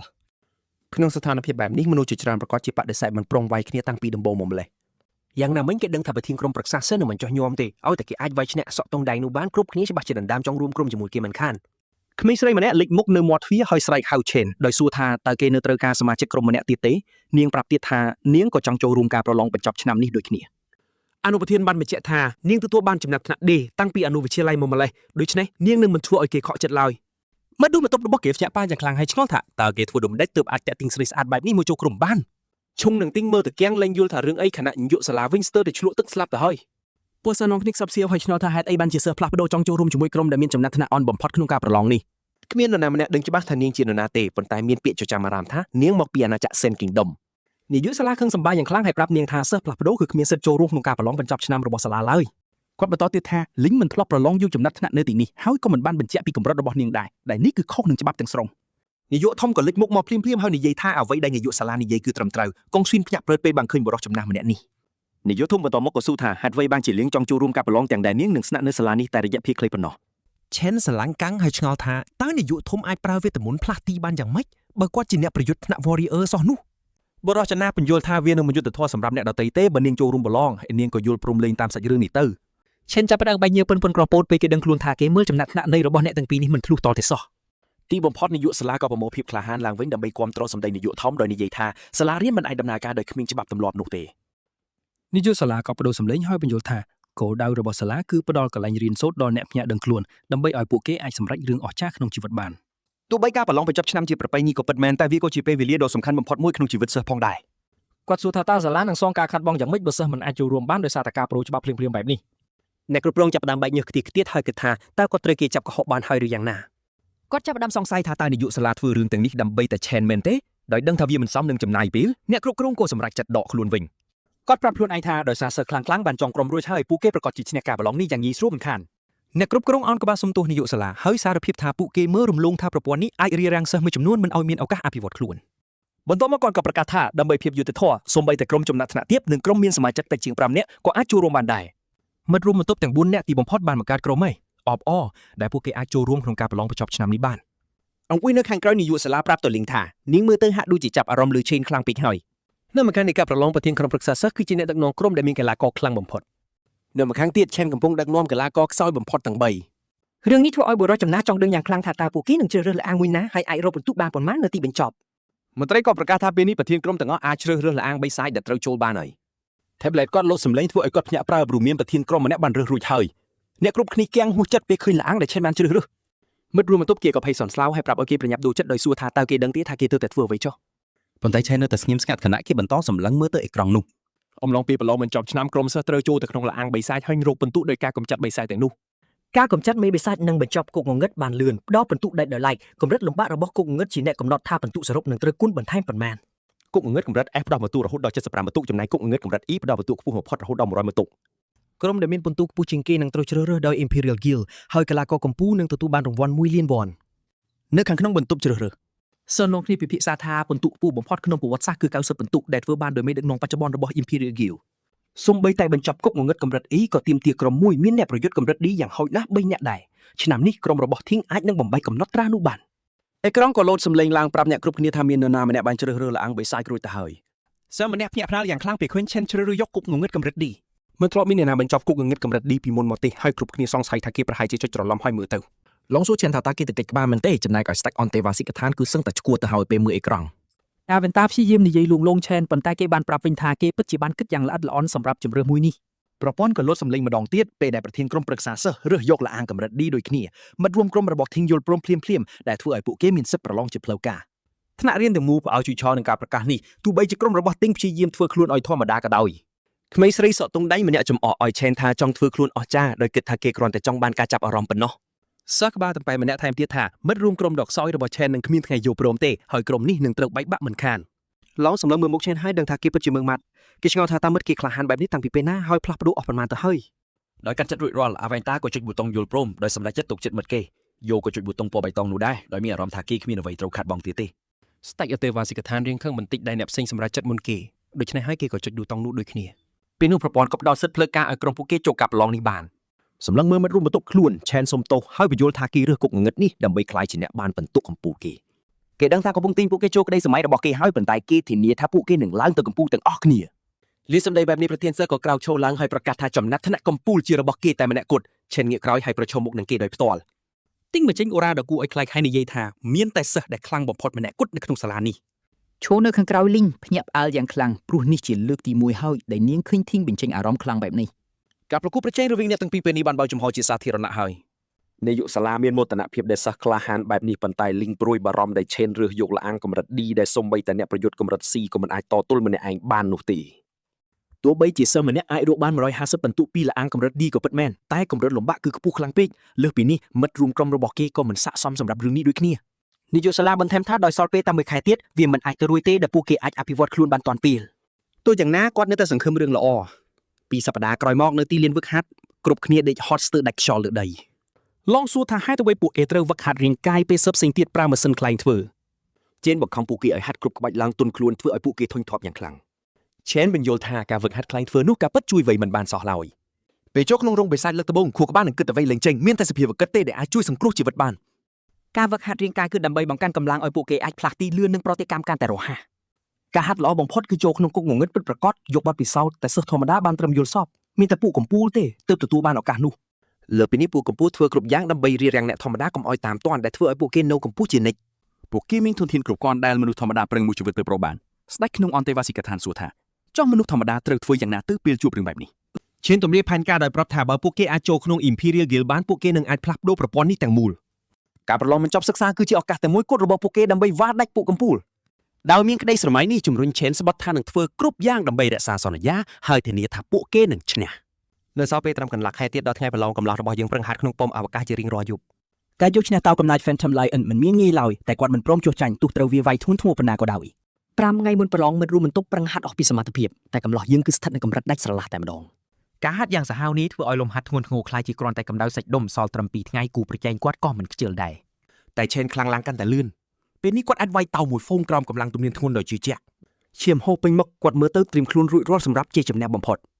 នៅថ្ងៃប្រឡង drone តូចមួយហោះក្បែរសិស្សដើម្បីនាំផ្លូវកំឡោះទាំងនោះដើរចូលក្នុងឈុតដូចគ្នាមើលទៅសង្ហាខ្លាំងណាស់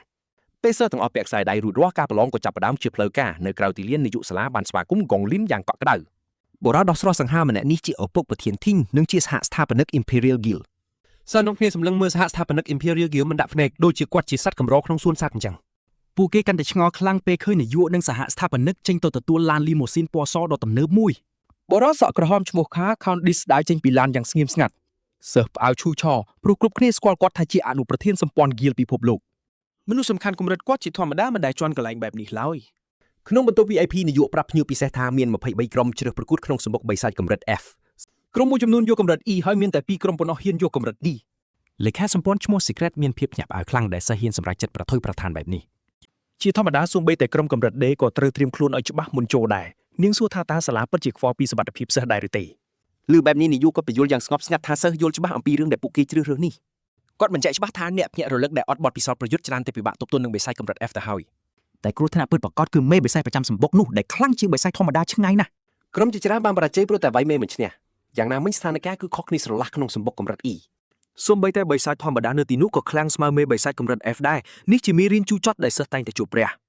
ះលេខាសម្ព័ន្ធក្រសួងបន្តថាតើមានការការពារសិស្សដែរឬទេបើសិនជាស្ថានភាពគ្រោះថ្នាក់ខ្លាំងពេក នាយកបានសន្យាប្រាប់នាងថាសាលាយកចិត្តទុកដាក់យ៉ាងខ្លាំងចំពោះសិស្សឆ្នាំរបស់ខ្លួនដើម្បីសុវត្ថិភាពគ្រប់គ្នាអ្នកចម្បាំងពី Imperial Guild បានឈរចាំនៅក្រៅសម្បុកជានិច្ចត្រៀមខ្លួនចូលជួយពេលមានរឿងអាក្រក់ លើពីនេះខ្សែដៃរបស់សិស្សអាចបញ្ជូនពួកគេមកកន្លែងសុវត្ថិភាពភ្លាមមួយរំពេចបើសិនជាពួកគេសុំចោះចាញ់ឬមានគ្រោះថ្នាក់ដល់ជីវិតមែនទែន លើបែបនេះអ្នកស្រីនៅតែសង្ស័យថាសាលាពិតជាមានសិស្សពូកែគ្រប់គ្រាន់អាចវាយសម្បុកកម្រិត D មែនឬយ៉ាងណា នាងលួចកថាក្រុមទាំងនោះអាចរកបានយូរប៉ុណ្ណាទៅ តើនាយកជឿជាក់ថាក្មេងទាំងនោះដែលនៅកម្រិត E ប្រកាសជារត់ចេញមកយំជាមិនខាន ក្នុងគុកងឹតកម្រិត D ពេញដោយដើមឈើតកកយៈមិត្តរួមក្រុមឈិនកំពុងភ័យញ័រខ្លួន អ្នកណាក៏ខ្លាចដែរពេលឃើញសត្វចម្លែកគួរឲ្យខ្លាចទាំងនោះដែលមើលទៅដូចកូនកាត់ប្រជៀវនឹងស្វាឆេនបញ្ញាពវៀនក្រុមគាត់ថាបិសាចទាំងនេះហោះឆាបគោលដៅត្រឹមមួយប្រព្រឹត្តភ្នែកដូច្នេះត្រូវតែប្រុងប្រយ័ត្នឲ្យបានខ្ពស់បំផុត ស្រាប់តែហ្វុងបជាវស្វាខ្មោចហោះសម្ដៅមករកពួកគេគួរឲ្យភ្ញាក់ផ្លង់កំឡោះទាំងនោះអាចគេចពីការវាយប្រហារដ៏លឿននេះបានយ៉ាងប្រវីប្រវះ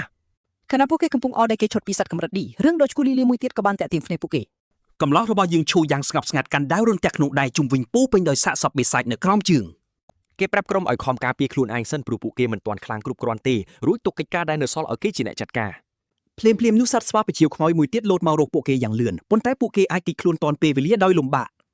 ស៊ូទៅដឹងថាឆេនពិតជាចង់រុញច្រានពួកគេឲ្យវឹកហាត់ប្រតិកម្មនឹងលបឿនដើម្បីអាចរស់រានមានជីវិតពីបិសាចសាហាវបែបនេះ ជេខំឈ្មោះគ្រឹតគេធ្លាប់តែតាំងខ្លួនជាស្ដេចអន្តេវាសិកដ្ឋានរហូតមកតែពីនេះគេគ្មានជំរឿសអ្វីក្រៅពីពឹងផ្អែកលើមិត្តរួមបន្ទប់ដែលគេមិនសូវស្គាល់នោះទេស្របពេលនោះឆេនបានកម្ចាត់សត្វស្វាខ្មោចដាណូស័រយ៉ាងស្អាត ពួកវាលោតសម្រុកមកជាបន្តបន្ទាប់តែគេកាប់ពួកវាដាច់ជាកំណាត់មុនពេលពួកវាដឹងខ្លួនទៅទៀត ស្ដេចអន្តវាសិកដ្ឋានលួយរអ៊ូថាគេធ្លាប់តែឮមកឡុងនិយាយពីភាពខ្លាំងរបស់ឆេនតែនេះគឺជាលើកទី1ហើយដែលគេបានឃើញផ្ទាល់ភ្នែកបែបនេះ សម្រាប់គេឆេនមិនដូចសិស្សធម្មតាតតែសោះតែមើលទៅដូចជាទាហានដែលធ្លាប់ឆ្លងកាត់សមរភូមិរាប់មិនអស់ជាង ពេលការប្រយុទ្ធបន្តស្ដេចអន្តេវាសិកដ្ឋានមានអារម្មណ៍ចំណែនបន្តិចពេលឃើញគេឈ្មោះរបស់ឆេនកាន់តែលេចធ្លោ ស្រាប់តែមានបិសាចមួយទៀតលេចមុខពីក្រោយក្រុមហើយជួខំទប់ការវាយប្រហាររបស់វាស្ទើរតែមិនជាប់គេចាប់ជើងបិសាចនោះដោយដៃភ្លើងរបស់គេហើយស្រែកប្រាប់មិត្តរួមក្រុមឲ្យជប់ធ្វើខ្លួនជាបន្ទុកហើយរួបរวมគ្នាស៊ូឡើងវិញយ៉ាងណាមិញមិនមែនមានតែឆេនទេដែលត្រូវប្រឡងបញ្ចប់អ្នកផ្សេងទៀតសម្លឹងមើលគេទាំងភ្ញាក់ផ្អើលនឹងការបដិញ្ញាចិត្តភ្លាមនេះ ដោយមានការជំរុញពីស្ដេចអន្តេវាសិកដ្ឋានសានស៊ូបានបញ្ចេញវាទម្ងន់វល់រឹតចង់បិសាចនោះបានសម្រេច តែគួរឲ្យតក់ស្លុតបិសាចនោះរើបបំរាស់រួចភ្លាមហើយក៏បានទាត់ស៊ូមួយជើងយ៉ាងដំណំ ឡងបានបញ្ចេញវាទម្ងន់ខ្យល់តកកដែលអាចត្រឹមធ្វើឲ្យវាថយល្បឿនបន្តិចទៅពួកគេសម្រេចចិត្តវាប្រហាររួមគ្នាពេលសហការគ្នាពួកគេអាចសង្កត់បិសាចនោះបានមួយផ្លែតហើយស្រែកប្រាប់ស្ដេចអន្តេវាសិកដ្ឋានឲ្យវាយផ្ដាច់ គេប្រមូលធម្មពលបាញ់គ្រាប់ភ្លើងផ្ទុះចំគោលដៅតែការវាយប្រហារនោះមិនសូវមានប្រសិទ្ធភាពទេគ្រាន់តែធ្វើឲ្យរោមវាខ្លោចបន្តិចប៉ុណ្ណោះគេបាញ់គ្រាប់ភ្លើងជាច្រើនគ្រាប់ទៀតទៅលើបិសាចនោះតែវានៅតែមិនព្រមដួលសោះសាងសង់នឹងឡុងប្រើអស់កម្លាំងលេងហើយស្ដេចអន្តេវាសិកដ្ឋានដឹងថាខ្លួនលេងមានពេលលាក់កម្លាំងទៀតហើយគេប្រមូលកម្លាំងទាំងអស់បញ្ចេញរលកភ្លើងដ៏ធំបាញ់ចំសត្វចម្លែកនោះបង្កជាការផ្ទុះយ៉ាងសន្ធឹកសន្ធាប់ពេលផ្សែងរលាបាត់សល់ត្រឹមគ្រោងឆ្អឹងខ្លោចទ្រង់ប្រកាសថាពួកគេបានសម្លាប់សត្វស្វាប្រជៀវខ្មោចកម្រិត D បានសម្រេចហើយពួកគេទាំង3ដួលទៅលើដីអស់កម្លាំងរលីងពួកគេរំភើបខ្លាំងណាស់ដែលអាចកម្ចាត់បិសាចកម្រិត D ដោយខ្លួនឯងបាន ឆេនដាក់មកក្បែរទាំងភ្ញាក់ប្រាវបន្តិចហើយពួកគេក៏សួរភ្លាមថាតើគេបានឃើញពួកគេផ្ដួលវាដែរឬទេបិសាចនោះបន្សល់ទុកឆ្អឹងម្រាមដៃមួយជាផោះតាំងហើយស៊ូខំធ្វើខ្លួនឯងលយដោយនិយាយថាសម្រាប់វាគឺងាយដូចបកចែកយ៉ាងណាឆាន់ក៏បានអបអរពួកគេមួយសន្ទុះក្រោយមកដរុនបានប្រកាសថាបិសាចទាំងអស់ក្នុងលាងបិសាចត្រូវបានបោះសម្អាតអស់ហើយពេលមើលការផ្សាយផ្ទាល់នាយកកុងស្ទើរតែគាំងបេះដូងទៅហើយគាត់មិនចង់ជឿថាសើខ្សោយដែលគ្មានបទពិសោធន៍ប្រយុទ្ធសោះអាចកម្ចាត់បិសាចកម្រិត D បាននោះទេបុគ្គលិកផ្សេងទៀតនៅស្ងៀមថងចំណែកឯជំនួយការអនុប្រធាន Cavendish បានសរសើរឆេនយ៉ាងស្ងប់ស្ងាត់ចំពោះសមត្ថភាពដ៏លេចធ្លោរបស់គេគាត់គិតក្នុងចិត្តថាអូរ៉ារបស់ឆេនធ្វើឲ្យគាត់នឹកឃើញដល់មិត្តចាស់ម្នាក់ខ្លាំងណាស់អនុប្រធានហៅឈ្មោះឆេនហើយសម្រាប់ចិត្តចងចាំគេដែលធ្វើឲ្យឪពុកប្រធានទីងនិងនាយកសាលាបារម្ភភ្លាមដើម្បីបង្វែរចំណាប់អារម្មណ៍ពីឆេននាយកប្រញាប់ចង្អុលបង្ហាញទៅកាន់ក្រុមប្រឹក្សាសិស្សដែលនៅក្នុងលាងដានមួយទៀតគាត់បញ្ជាក់ថាក្រុមនេះបានទៅដល់តំបន់កណ្ដាលបាត់ទៅហើយជំនួយការប្រធានសរសើរការសហការរបស់ពួកគេដោយប្រៀបធៀបជំនាញពួកគេទៅនឹងក្រុមវាយឈ្មោះអាជីពប្រធានខាញញឹមហើយនិយាយថាសិស្សបញ្ចប់ការសិក្សាឆ្នាំនេះពិតជាអស្ចារ្យមែនបើធៀបនឹងជំនាន់មុននាយកកងសប្រាប់ខ្លួនឯងថាការប្រយុទ្ធពិតប្រាកដទើបតែចាប់ផ្ដើមទេហើយឈុតឆាកល្អបំផុតមិនទាន់មកដល់ឡើយនៅក្នុងលាងវ៉ាពុលក្រុមប្រធានសិស្សត្រូវរងការវាយប្រហារដោយវិស័យផ្សិតពុលដែលលេចចេញមកពីគ្រប់ទិសទីក្មេងស្រីម្នាក់លេងហ្គីតាបញ្ចេញវេទមន្តពុកភ័យខណៈគ្រូមុនអាគមកាយប្រមូលផ្ដុំផ្សិតទាំងនោះដោយប្រើសមត្ថភាពស្រូបទាញដើម្បីរៀបចំការវាយប្រហារបន្តគ្នា គេស្រីហៅប្រធានក្រុមហើយប្រធានក៏ស្ទុះចូលទៅជាមួយដាវរបស់គេត្រៀមខ្លួនកម្ចាត់បិសាចទាំងនោះយ៉ាងសង្ហាដោយការវាយប្រហារលឿនមួយឆ្វាច់ប្រធានបញ្ចេញជំនាញដាវមីតភ្លើងកំទេចបិសាចផ្សិតនោះខ្ចាត់ឆាយយ៉ាងល្អឥតចោះមិត្តរួមក្រុមចាប់អារម្មណ៍ថាបិសាចក្នុងការប្រឡងនេះគឺដូចគ្នាបេះបិទទៅនឹងបិសាចដែលពួកគេធ្លាប់ប្រយុទ្ធពេលវឹកហាត់ ដោយសារដឹងមុនពួកគេអាចចាត់ការប្រយុទ្ធនេះបានយ៉ាងងាយស្រួលដោយមិនមានអារម្មណ៍តានតឹងអ្វីសោះ ពួកគេទីដឹងបាត់ទៅហើយថាថ្នាក់ដឹកនាំសាលាបានរៀបចំការប្រឡងនេះទុកមុនសម្រាប់ពួកគេការមានក្នុងបងឯងធ្វើឲ្យជីវិតពួកគេកាន់តែងាយស្រួលគិតបែបនេះពួកគេក៏ចាប់ផ្ដើមអបអរសាទរមុនបាត់ទៅហើយ ពួកគេមានទំនុកចិត្តខ្លាំងថានឹងឈ្នះលេខ1នៅឆ្នាំនេះដោយគ្មានគូប្រជែងណាអាចរារាំងបានឡើយ ចូលមកដល់ជាន់ចុងក្រោយនៃព្រៃពពកពួកក្មេងប្រុសស្ទើរតែមិនជឿសោះថាពួកគេនៅរស់រហូតមកដល់មុខមេបិសាចធំបែបនេះនៅកណ្ដាលទីរហោស្ថានដ៏ត្រជាក់កក់ពួកគេបានប្រទះឃើញស្វាខ្មោចយក្សមួយក្បាលកំពុងអង្គុយស៊ីចំណីយ៉ាងរំភើយស្ដេចអន្តេវាសិកដ្ឋានចាប់ផ្ដើមបែកញើសប៉ុនក្រពូតគ្រាន់តែគិតពីកម្លាំងដ៏សាហាវរបស់បិសាចមួយនេះ បើត្រូវមួយដៃរបស់អភិសេកនេះច្បាស់ជាស្លាប់ភ្លាមមិនខានពេលនោះសត្វសាហាវក៏ងាកមកសម្លឹងចំមុខសមាជិកដែលខ្សោយជាងគេបំផុតនៅក្នុងក្រុមយឺបានឡងសាយចាយដោយក្តីភ័យខ្លាចហើយសម្លេងដ៏ខ្លាំងមួយនេះគឺគ្រប់គ្រាន់ធ្វើឲ្យបិសាចនោះចាប់ផ្ដើមវាយប្រហារស្វាយយក្សនោះបានលោតកន្ត្រាក់សម្ដៅមករកពួកគេយ៉ាងគួរឲ្យរន្ធត់បំផុត ពួកក្មេងប្រុសនាំគ្នារត់យកប្រាក់អាយុដើម្បីរស់រានមានជីវិតប៉ុន្តែឆេនវិញបែរជាស្ទុះចូលទៅមុខដោយមិនញញើតអ្វីបន្តិចសោះឡើយ គេលោតតចំកណ្ដាលមុខដ៏ធំរបស់បិសាចនោះយ៉ាងពេញទំហឹងរួចកំមាត់ផ្ទួនយ៉ាងរហ័សធ្វើឲ្យរាងកាយដ៏ធ្ងន់របស់អាសត្វចង្រៃនោះហក់អណ្ដែតឡើងទៅលើអាកាស គេបញ្ជាក់ការប្រយុទ្ធដោយហិសាកសពបិសាចនោះជាបំណែកតែម្ដងទស្សនវិជ្ជាប្រយុទ្ធដ៏សាហាវយំក្នុងនេះធ្វើឲ្យមិត្តភ័ក្តិរបស់គេឈោកគាំងនិយាយលេងចេញទោះបីជាឈ្នះក៏ដោយឆេននៅតែមានអារម្មណ៍ធុញថប់ព្រោះបិសាចកម្រិតឌីទាំងនេះមិនបានផ្ដល់បន្ទុកបបពិសោធន៍ឲ្យគេគ្រប់គ្រាន់សោះឡើយ របត់ធ្លាក់មកពីបិសាចក៏គួរឲ្យខកចិត្តដែរស្រាប់តែពេលនោះគេឮសមាជិកក្រុមស្រែកហោយ៉ាងរំភើបថាពួកគេរកឃើញត្បូងម៉ាណាយៈ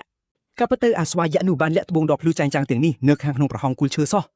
មិត្តភ័ក្តិរបស់គេអញាប់ញ័រនៅកំណប់ទ្របដល់នឹកស្មានមិនដល់នេះហើយក៏ប្រញាប់លូកដៃទៅកាយយកដុំគ្រីស្តាល់ទាំងនោះភ្លាម ឆេនស្រែកពមៀនឲ្យពួកគេឈប់ភ្លាមប៉ុន្តែហួសពេល1វិនាទីបាត់ទៅហើយស្រាប់តែមានពន្លឺភ្លេកបន្ទោដ៏ខ្លាំងមួយបានផ្ទុះចេញពីប្រហោងគោលឈើនោះ ត្រឹមតែប៉ុន្មានវិនាទីប៉ុណ្ណោះតំបន់ទាំងមូលត្រូវបានគ្របដណ្ដប់ទៅដោយដុំទឹកកកដ៏រឹងមាំសាន់ជូស្ដេចអន្តេវាសិកដ្ឋាននិងកាមេរ៉ាដ្រូនត្រូវបានកក់ស្ទោកដោយសាររលកអាកាសធាតុត្រជាក់នោះទាំងស្រុង ញាក់តែបន្ទប់ VIP ឯនោះវិញការផ្សាយបន្តផ្ទាល់ត្រូវបានកាត់ផ្តាច់ភ្លាមនាយកដ៏ពីស្ពុលនោះបានញញឹមឡើងហាក់ដូចជាកំពុងរងចាំឲ្យរឿងនេះកើតឡើងយ៉ាងចឹង គាត់ដឹងច្បាស់ថាបិសាចកម្រិតខ្ពស់តែងតែដាក់អន្ទាក់ហើយគាត់គិតថាវានឹងមិនយូរនោះទេមុនពេលដែលឆេននិងក្រុមមុខថ្មីរបស់គេដើរចូលអន្ទាក់នោះដោយខ្លួនឯង អនុប្រធានកាវិនឌីចងចិញ្ចាំរកក្តីបារម្ភយ៉ាងខ្លាំងចំពោះសិស្សទាំងនោះ នាយកគ្រប់គ្រងធ្វើពុតជាសោកស្ដាយចំពោះបារាជ័យរបស់ឆេនហើយប្រាប់ថាពួកគេគ្មានជំរឿសអ្វីក្រៅពីបញ្ជាឲ្យទាញក្រុមនេះចេញមកក្រៅភ្លាមនោះទេ តែនាយកសាលាមិនយល់ព្រមឡើយ គាត់បញ្ជាក់ថាសិស្សទាំងនោះមិនទាន់មានគ្រោះថ្នាក់ដល់ថ្នាក់ស្លាប់នៅឡើយទេព្រោះខ្សែដៃរបស់ពួកគេនឹងដំណើរការដោយស្វ័យប្រវត្តិប្រសិនបើធម្មពលជីវិតធ្លាក់ចុះទាបខ្លាំងហើយមកទល់ពេលនេះគឺគ្មាននរណាម្នាក់ទាមទារសុំចុះចាញ់នោះឡើយគាត់ជឿជាក់ថាមានតែសិស្សខ្លួនឯងផ្ទាល់ទេទើបមានសិទ្ធិសម្រេចចិត្តថាពេលណាគួរតែបោះបង់ចោល ទៅរមកក្នុងគុកងឹតវិញម៉ាឡុងកំពុងញ័រធុតក្នុងអាកាសធាតុអត្រជាក់ខ្លាំងនៅក្នុងចំណោមសមាជិកទាំងអស់គឺមានតែគេម្នាក់គត់ដែលមិនបានខ្លាយទៅជាដុំទឹកកក នេះគឺព្រោះតែចំណាត់ថ្នាក់តួអង្គរបស់គេមានកម្រិតការពារខ្ពស់ពីធម្មជាតិទប់ទល់នឹងវេទមន្តទឹកកកបានយ៉ាងល្អ ឡងបានឮសំឡេងសើចយ៉ាងកាចសាហាវហើយក៏កលេចឃើញបិសាចក្រុងឆ្អឹងទឹកកកកំពុងសម្លឹងមករកគេដោយកែវភ្នែកគ្មានក្តីមេត្តា គេចំណាំវាបានភ្លាមថាជាមេធំប្រចាំតំបន់នេះដោយនឹកឃើញដល់ព័ត៌មាននៅក្នុងសៀវភៅកម្រងត្រកូលបិសាច គេនឹកឃើញថាវាគឺជាអ្នកលេងវេទមន្តពពកដែលមានសមត្ថភាពអាចបញ្ជាការវាយប្រហារនិងការពារបានយ៉ាងងាយស្រួលតាមរយៈការគ្រប់គ្រងទឹកកកនៅព្រិល គេថែមទាំងចាំបានទៀតថាបិសាចមួយនេះមានឈ្មោះថាស្ដេចក្រុងឆ្អឹងសំណល់ដែលវាចូលចិត្តសម្លាប់ចំណីរបស់វាតាមរយៈការធ្វើទារុណកម្មយ៉ាងយឺត ពេលដឹងថាគ្រាប់បាយទឹកកកនេះគ្រាន់តែជាអន្ទាក់គេក៏ងាកក្រោយរត់គេចខ្លួនដោយមិនស្ទាក់ស្ទើរឡុងដឹងច្បាស់ណាស់ក្នុងចិត្តថាគេមិនអាចទប់ទល់នឹងមេបិសាចកម្រិតស៊ីនេះដោយកម្លាំងតែឯងបាននោះទេ គេបញ្ញាប់រត់សម្ដៅទៅរំដោះឆេនចេញមកប៉ុន្តែស្រាប់តែមានការវាយប្រហារពីទឹកកកចាក់ទម្លុះជើងរបស់គេមុនពេលទៅដល់ខ្លួនមិត្តភ័ក្តិស្ដេចក្រុងចឹងសើចំអកចំពោះក្តីវេទនារបស់គេខណៈដែលខ្សែដៃរបស់ឡុងលោតសញ្ញាព្រមានថាជើងរបស់គេត្រូវបានចាក់ទម្លុះដោះឆ្អឹងបាត់ទៅហើយឧបករណ៍នោះលោតជំរឿសឲ្យគេបោះបង់ការប្រឡងចោលប៉ុន្តែឡុងនៅតែបដិសេធមិនព្រមចុះចាញ់ឡើយ គេនៅតែព្យាយាមរំលាយទឹកកកដើម្បីជួយឈិនមុនពេលដែលពួកគេត្រូវបាត់បង់កម្លាំងដ៏សំខាន់ចុងក្រោយ ភ្លាមនោះកំទេចទឹកកកមួយផ្ទាំងទៀតបានបាញ់ទម្លុះដៃរបស់គេធ្វើឲ្យគេមិនអាចជួយឆេនបានទោះបីជាខំប្រឹងដល់ថ្នាក់ណាក៏ដោយ ស្ដេចក្រុងឆ្អឹងឈរមើលលងរងការឈឺចាប់យ៉ាងសប្បាយចិត្តហើយខ្សែដៃរបស់គេក៏លោតសញ្ញាព្រមានម្ដងទៀតពីការរងរបួសដ៏ធ្ងន់ធ្ងរនេះ វាចាប់បានសញ្ញាថាដៃរបស់គេត្រូវបានចាក់ទម្លុះហើយចង្វាក់បេះដូងកំពុងលោតញាប់ក្នុងកម្រិតគ្រោះថ្នាក់ដោយលោតជំរឿសឲ្យគេសុំបោះបង់ការប្រឡងនេះម្ដងទៀត ជំនួសឲ្យការចោះចាញ់ឡុងបានគិតត្រឡប់ទៅដល់រឿងអតីតកាលមួយជីវិតនេះគេតែងតែរត់គេចពីបញ្ហាជានិច្ចពេលដែលមានរឿងលំបាកចូលមកដែលទម្លាប់កំសាកមួយនេះហើយតែងតែធ្វើឲ្យគេដើរតាមក្រោយគេជានិច្ច គេនៅចាំច្បាស់ថាត្រូវអ្នកដតីមើងងាយធ្វើបាបនិងសោចចំអកដាក់បែបណាខ្លះគេនៅមិត្តភក្តិខំប្រឹងប្រែងហួញញើសហួចឈាមយ៉ាងខ្លាំងទើបឯងមកដល់ចំណុចនេះមិនអាចបោះបង់ចោលងាយៗឡើយ ពេលនេះគេចាត់ទុកថាវាជាឱកាសចុងក្រោយក្នុងការផ្លាស់ប្ដូរជោគវាសនាគេប្រមូលកម្លាំងដែលនៅសេសសល់ទាំងអស់ក្រោកឈរឡើងហើយទីបំផុតក៏អាចរំដោះឆេនចេញមកបានសម្រេច គេឈរយ៉ាងរឹងមាំស្របពេលដែលស្ដេចក្រុងឆ្អឹងបាញ់ផ្ទាំងទឹកកកស្រួចរាប់សិបដើមសម្ដៅមករកគេយ៉ាងសន្ធឹកសន្ធាប់ មុនពេលដែលការវាយប្រហារមកដល់ខ្លួនឡុងបានស្រែកក្រហមយ៉ាងខ្លាំងហើយទីបំផុតឆេនក៏បានបើកភ្នែកឡើងយ៉ាងទាន់ពេលវេលា ដុំទឹកកកបានបែកខ្ទេចខ្ទីគ្មានសល់ហើយឆេនក៏ស្ទុះទៅមុខបីរាងកាយរបស់ឡុងចេញពីគ្រោះថ្នាក់បានយ៉ាងលឿនភ្លេចបន្ទោការកិច្ចខ្លួនយ៉ាងទាន់ហន់នេះធ្វើឲ្យស្ដេចក្រុងឆ្អឹងគិតមិនដល់សោះឡើយឡុងដឹងច្បាស់ភ្លាមៗថាឆេនពិតជាអាចបំបែកចេញពីគុកទឹកកកនោះដោយកម្លាំងរបស់គេផ្ទាល់តែម្ដង ឆេនបានអរគុណឡុងដែលបានបន្ថយជីវិតជួយគេអំបញ្ញមិញហើយក៏សួរនាំពីមុខរបួសរបស់គេភ្លាមៗដោយក្តីបារម្ភយ៉ាងខ្លាំង ឡងតបថាជាមឈប់ហោហអញ្ចឹងគេនឹងរស់ទេគេប្រាប់ជានថាបិសាចនេះជាមេបិសាចកម្រិត C ប្រភេទពពុកមានឈ្មោះថាស្ដេចឆ្អឹងគេព្រមានថាវាគ្រោះថ្នាក់ខ្លាំងណាស់ពេលប្រយុទ្ធគេប្រាប់ទៀតថាពួកគេត្រូវតែគេចឲ្យផុតពីការកក់ម្ដងទៀតទើបអាចរស់យកប្រាណបានពួកគេងាយក្រៅក៏ឃើញស្ដេចឆ្អឹងកំពុងប្រមូលផ្ដុំដុំទឹកកកដ៏ធំមួយឡងភៀងស្មារតីពេលដឹងថាបិសាចនោះរៀបនឹងទម្លាក់គ្រាប់បែកទឹកកកដ៏ធំលើពួកគេ ភ្លាមនោះគ្រាប់បែកក៏ធ្លាក់ចុះមកគ្រាប់រំដប់គ្រប់យ៉ាងដោយពណ៌សចាំងភ្នែក បិសាចនោះចាប់ផ្ដើមសោចតែស្រាប់តែបញ្ឈប់ភ្លាមពេលឃើញក្មេងប្រុសទាំងពីរនៅរស់រានមានជីវិតក្រោយការវាយប្រហារដ៏សាហាវនេះចេនបដូរថ្នាក់របស់គេទៅជាស្ដេចភ្លើងនរកហើយបើកដំណើរការកាយាទឹកកកអ្នកចម្បាំងពពកដើម្បីការពារការខូចខាតពីភាពត្រជាក់ទាំងស្រុងការផ្លាស់ប្ដូរនេះបង្កើនសមត្ថភាពទប់ទល់ក្នុងតំបន់ត្រជាក់ដែលផ្ដល់ប្រៀបឲ្យគេក្នុងការប្រយុទ្ធស្ដេចឆ្អឹងក៏ស្រែកឡើងដោយក្តីភ័យរន្ធត់សម្បីតែឡងក៏ងឿងឆ្ងល់ពេលឃើញមិត្តរបស់ខ្លួនដែលគួរតែជាឃាតករខ្លាយទៅជាអ្នកចម្បាំងប្រភេទពពកទៅវិញ គេសង្ស័យថាជេនអាចជាគង្គូមនុស្សគំរោដែលអាចដាស់ថ្នាក់ពីរផ្សេងគ្នាក្នុងពេលតែមួយបាន ចេនគាត់តែសុំទោសដែលវាយតម្លៃស្ថានភាពខុសហើយទទួលស្គាល់ថាគេបានទីមិត្តភក្តិចូលក្នុងការប្រយុទ្ធដ៏គ្រោះថ្នាក់ដោយសារកំហុសខ្លួន រួចគេក៏បដូរថ្នាក់ម្ដងទៀតលើកនេះទៅជាបិសាចអាប៊ីស ដកដៃអ្នកចម្បាំងចេញមកគេឈោតទល់ជាមួយស្ដេចឆ្អឹងក្នុងគោលបំណងបញ្ចប់ការប្រយុទ្ធនៅទីនេះ មិត្តសម្លាញ់គេហាមាត់ធ្លុងពេលឃើញបែបនេះជាទូទៅអ្នកភ្នាក់ដឹងខ្លួនមានតែថ្នាក់មួយប៉ុណ្ណោះដែលអាចជំនាញបានប៉ុន្តែវាមានឱកាសកម្របំផុតសម្រាប់នរណាម្នាក់ដែលអាចមានថ្នាក់ពីរក្នុងពេលតែមួយបាន អ្នកប្រាថ្នាពីរនេះកម្រណាស់សឹងតែរំរាមដៃបាននេះធ្វើឲ្យពួកគេខ្លាចជាក្របពេជ្រដែលគ្រប់គៀលធំៗទាំងអស់ចង់បានបំផុត ប៉ុន្តែនេះមិនមែនជាអ្វីដែលធ្វើឲ្យមិត្តគេភ្ញាក់ផ្អើលទេមើលឲ្យច្បាស់គេដឹងថាជេនប្រើដល់ទៅ3ថ្នាក់ខុសគ្នាស្រឡះលើពីនេះថ្នាក់នីមួយៗសិតតែខ្លាំងកម្រិតកំពូលក្នុងទម្រង់ជាបិសាចអាប៊ីសធម្មពលរបស់ជេនបានកើនឡើងយ៉ាងគួរឲ្យខ្លាចបំផុតកម្លាំងកាយដ៏មហិមារបស់គេបានធាក់ហោះពីដីដោយរ៉ុកកែតអញ្ចឹងគេស្ទុះទៅមុខសម្ដៅទៅរកមេបិសាចស្នាមញញឹមឌឺដងរបស់វាបាត់ភ្លាមពេលដឹងពីធម្មពលសម្លាប់របស់ជេនត្រឹមមួយក្បាច់គេកាប់កាត់បិសាចឆ្អឹងនោះដាច់ជាពីរយ៉ាងងាយស្រួលបំផុតនេះធ្វើឲ្យគេឡើងកម្រិតដល់17ភ្លាមៗនិងទទួលបានរបស់កម្រមួយ សម្លឹងមើលឆ្អឹងបាក់បែកលើដីមិត្តរបស់គេនៅតែភ្ញាក់ផ្អើលយ៉ាងខ្លាំងដែលជេនអាចវាយមេកម្រិតសេងងាប់ក្នុងមួយក្បាច់ ជេនរំលឹកពីយ៉ាងធម្មតាថាសមាជិកក្រុមផ្សេងទៀតកំពុងកក់ក្នុងទឹកកកនៅឡើយទេ ម្លងស្រាប់តែភ័យស្លន់ស្លោដោយដឹងថាគេភ្លេចសមាជិកក្រុមផ្សេងទៀតជាងពេលកំពុងប្រយុទ្ធ គេរត់ទៅរំលាយទឹកកកឲ្យពួកគេមុនពេលត្រូវកក់ស្លាប់ពេលគេចេញទៅបាត់ជេនឃើញថាខ្លួនមានជំរឿសអាចស្រូបយកមេបិសាចទឹកកកដែលចាញ់នេះបាន ដោយគ្មាននរណានៅក្បែរគេបញ្ញាប់ស្រុបយកមេបិសាចនោះហើយបើកបានថ្នាក់វីតាមីនពពុះដោយសារការវាយប្រហារទឹកកករបស់វាបានបាំងកាមេរ៉ានិងដ្រូនទាំងអស់អ្នកខាងក្រៅនឹងមិនដឹងពីសមត្ថភាពលាក់កំបាំងរបស់គេឡើយ បន្ទាប់មកស្រាប់តែមានការជូនដំណឹងមួយទៀតថ្នាក់ឃាតកររន្ទះរបស់គេក៏ឡើងកម្រិតដែរដែលអនុញ្ញាតឲ្យគេបន្ថែមផ្កាយមួយដើម្បីបង្កើនធម៌ពលរបស់ខ្លួនបានចំណែកឯនៅក្នុងតំបន់ងងឹតឯនោះវិញក្រុមរបស់ប្រធានក្រុមប្រឹក្សាកំពុងតែទប់ទល់មិនជាប់ឡើយទោះវាយលោកខ្លាំងយ៉ាងណាមេកម្រិតដេនេះពិតជាខ្លាំងពេកសម្រាប់អ្នកភ្ញាក់ដឹងខ្លួនដំបូងទាំងនេះគ្រូវេទមន្តដែលព្យាយាមចង់បិសាចនេះជាមួយច្រវាក់កំពុងតែជិតអស់កម្លាំងរលីងទៅហើយលើពីនេះព្រួយរបស់អ្នកបាញ់ព្រួយរន្ទះហាក់ដូចជាការម៉ាស្សាស្រាលជាងការបង្ករបួសដល់មេបិសាចទៅទៀតសានុក៏វិញពួកគេចោលយ៉ាងងាយដូចជាតុក្កតាជន់អញ្ចឹង ភាពអាម៉ាស់នេះធ្វើឲ្យពួកគេគិតថាការហ្វឹកហាត់ប្រយុទ្ធកន្លងមកគឺអត់ប្រយោជន៍តតែសោះពួកគេមិនដែលជួបគូប្រកួតខ្លាំងបែបនេះទេគ្រូវេទមន្តដឹងភ្លាមថាប្រធានគឺជាក្តីសង្ឃឹមតែមួយគត់ដែលអាចជួយឲ្យពួកគេឈ្នះបានឈរនៅខាងក្រោយប្រធានបានបង្ហាញកាយវិការយ៉ាងអស្ចារ្យគេប្រមូលធម៌ពលក្បាច់ពិសេសខណៈកំពុងទទួលបានការជួយពីគ្រូវេទមន្តគ្រប់គ្រងពេលប្រមូលធម៌ពលបានគ្រប់គ្រាន់គេក៏ស្ទុះទៅកាប់មេបិសាចជាមួយនឹងដាវភ្លើងរបស់គេមុខដាវបានចាក់ទម្លុះចំបេះដូងរបស់បិសាចនោះបន្ទាប់មកវាក៏ផ្ទុះចេញជាព្យុះភ្លើងដែលរំលាយសត្វនោះពីខាងក្នុងមកមិត្តរួមក្រុមគេស្រែកអបអរយ៉ាងកងរំពងស្វាគមន៍ការកាត់ឡើងនៃវីរបុរសដែលឈ្មោះគេនឹងត្រូវកត់ត្រាទុកក្នុងប្រវត្តិសាស្ត្រ ដ្រូននៅក្បែរនោះប្រកាសថាក្រុមរបស់ពួកគេបានបញ្ចប់តំបន់កម្រិត D ក្នុងពេលជាង30នាទីប៉ុណ្ណោះដោយក្តីរំភើបក្រុមគេជឿជាក់ថាទទួលបានលេខ1បាត់ទៅហើយពួកគេគិតថាគ្មានក្រុមណាអាចបំបីកំណត់ត្រានេះបានឡើយពួកគេសប្បាយចិត្តដើរចេញពីកុហាដោយរំពឹងថានឹងឃើញឈ្មោះខ្លួនភ្លឺចាញ់ចាំងនៅកំពូលតារាងបន្តិចក្រោយមកពួកគេដើរកាត់ច្រករបៀងដែលពេញដោយសិស្សដែលបានបោះបង់ការតស៊ូពួកគេពិចារណាមើលទៅតក់ស្លុតយ៉ាងខ្លាំងដែលនៅតែលំបន្លាយពីស្នាដៃបិសាចដែលជប់លើកដំបូងកូនចៅរបស់ប្រធានសង្កេតឃើញឆែននិងក្រុមគាត់អង្គុយនៅមុខខាងគ្រាន់តែមើលមួយផ្លែតលើក្រុមដ៏នឿយហត់នេះគឺដឹងច្បាស់តែម្ដងពួកគេច្បាស់ជាបរាជ័យតាំងពីចូលទៅម្លេះអាប្អូននោះដើរចូលទីយ៉ាងក្អែងក្អាងចំអោឲ្យឆែនដែលបរាជ័យពាក់កណ្ដាលទីទាំងដែលមុននេះធ្វើខ្លួនអស្ចារ្យណាស់កូនចៅស្មោះត្រង់នោះនៅតែបន្តនិយាយប៉ុន្តែមេរបស់គេបានប្រាប់ឲ្យស្ងាត់ព្រោះអនុប្រធានសម្ព័ន្ធកំពុងតែដើរមកចិត្តហើយបុរសដ៏សង្ហានោះតែដែរយឺតឲ្យអបអរសាទរសរសើរនុសាសចំពោះការប្រកួតដ៏អស្ចារ្យរបស់ពួកគេពេលគាត់ដើរមកជិតប្រធានព្យាយាមធ្វើមុខធម្មតាចំណែកកូនចៅគាត់វិញញ័រខ្លួនដោយក្តីរំភើបដែលបានឈរនៅមុខបុរសដ៏មានឥទ្ធិពលបំផុតនៅលើពិភពលោកប្រធានទិញលោកដៃចង់ចាប់ដៃយ៉ាងជឿជាក់បំផុតប៉ុន្តែលោក Candice ធ្វើមិនដឹងមិនលឺហើយដើរហួសគាត់ទៅមុខដោយមិនទាំងមើលផងខ្មាស់គេកណាចំណោមប្រធានមានអារម្មណ៍ថាបាក់មុខខ្លាំងមែនទែនអ្វីដែលកាន់តែអាក្រក់នោះអនុប្រធានបានហៅគូប្រជែងរបស់គាត់យ៉ាងខ្លាំងថាជាវីរបុរសពិតប្រាកដគាត់ចាប់ស្មាឆែនហើយប្រកាសប្រាប់គ្រប់គ្នាថាឆែនវាយបំបាយគុកងងឹតកម្រិត D ក្នុងពេលតែ20នាទីប៉ុណ្ណោះសូម្បីតែក្រុមអាជីពមកពីយាផ្ទាល់របស់គាត់ក៏មិនធ្លាប់បំបីកំណត់ត្រាបែបនេះពីមុនមកដែរទាំងប្រធានក្រុមប្រឹក្សានិងកូនចៅរបស់គាត់គឺកាំងនិយាយលេងចេញតែម្ដងពួកគេគិតមិនយល់ថាមនុស្សធម្មតា4នាក់អាចយកឈ្នះក្រុម10នាក់របស់ខ្លួនហើយថែមទាំងបោះសម្អាតរួមកម្រិត D ទៀតចំណែកឆេនវិញមិនទាំងញញើតផងការទទួលបានការសរសើរពីបុរសដ៏មានឥទ្ធិពលបំផុតក្នុងប្រទេសគឺគ្មានន័យអ្វីសម្រាប់គាត់ទេតែគាត់នៅឆ្ងល់ថាហេតុអ្វីបានជាបុគ្គលសំខាន់រូបនេះមកបណ្ឌិតសភាដោយផ្ទាល់ ខា Cavendish និយាយយ៉ាងស្កប់ស្ងាត់ថាគាត់នឹងចងចាំឈ្មោះរបស់ Chen ឲ្យបានច្បាស់បន្ទាប់មកគាត់ងាកទៅរកកុងលីនដែលជាអ្នកអញ្ជើញគាត់មកទីនេះអនុប្រធាននិយាយដោយសារមាញ់ថាគុំប្រុសគាត់ក៏មានទេពកោសល្យដែរដែលនេះគ្រាន់តែជាការសរសើរបន្តិចបន្តួចប៉ុណ្ណោះពាក្យសម្ដីនេះធ្វើឲ្យទាំងឪពុកនិងកូនប្រុសមានអារម្មណ៍មិនសប្បាយចិត្តទាល់តែសោះនិយាយចប់ភ្លាមអនុប្រធានប្រកាសថាវាដល់ពេលដែលគាត់ត្រូវចាក់ចេញហើយនាយកបណ្ឌិតសភាក៏ប្រញាប់ឈានជើងចូលមកដើម្បីសម្របសម្រួលស្ថានភាពឲ្យបានល្អប្រសើរគាត់ប្រកាសលទ្ធផលប្រកួតចុងក្រោយដោយប្រាប់ថាក្រុមឆ្នាំទាំងពីរទទួលបានពិន្ទុស្មើគ្នាតែម្ដងដោយហេតុនេះហើយពួកគេទាំងអស់គ្នានឹងទទួលបានការអញ្ជើញជាផ្លូវការដើម្បីចូលរួមជាមួយ Imperial Guild ដំណឹងនេះធ្វើឲ្យមិត្តរួមបន្ទប់របស់ Chen រំភើបយ៉ាងខ្លាំងព្រោះអនាគតពួកគេភ្លឺស្វាងដោយសារតែគាត់ជួយរែកពុនក្រុមទាំងមូល កូនចៅរបស់ប្រធានធីមក៏អបអរសាទរដែរប៉ុន្តែផ្ទាល់ខ្លួនធីមគឺមិនសប្បាយចិត្តនឹងលទ្ធផលនេះទាល់តែសោះ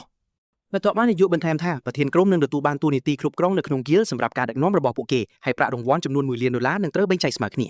ពេលលើបែបនេះមេក្រុមទាំងពីរពិតជាភ្ញាក់ផ្អើលយ៉ាងខ្លាំងឆេនលួចព្រួយបារម្ភក្នុងចិត្តថាទឹកប្រាក់កន្លះលានច្បាស់ជាមិនគ្រប់គ្រាន់សម្រាប់សងបំណុលគាត់ឡើយ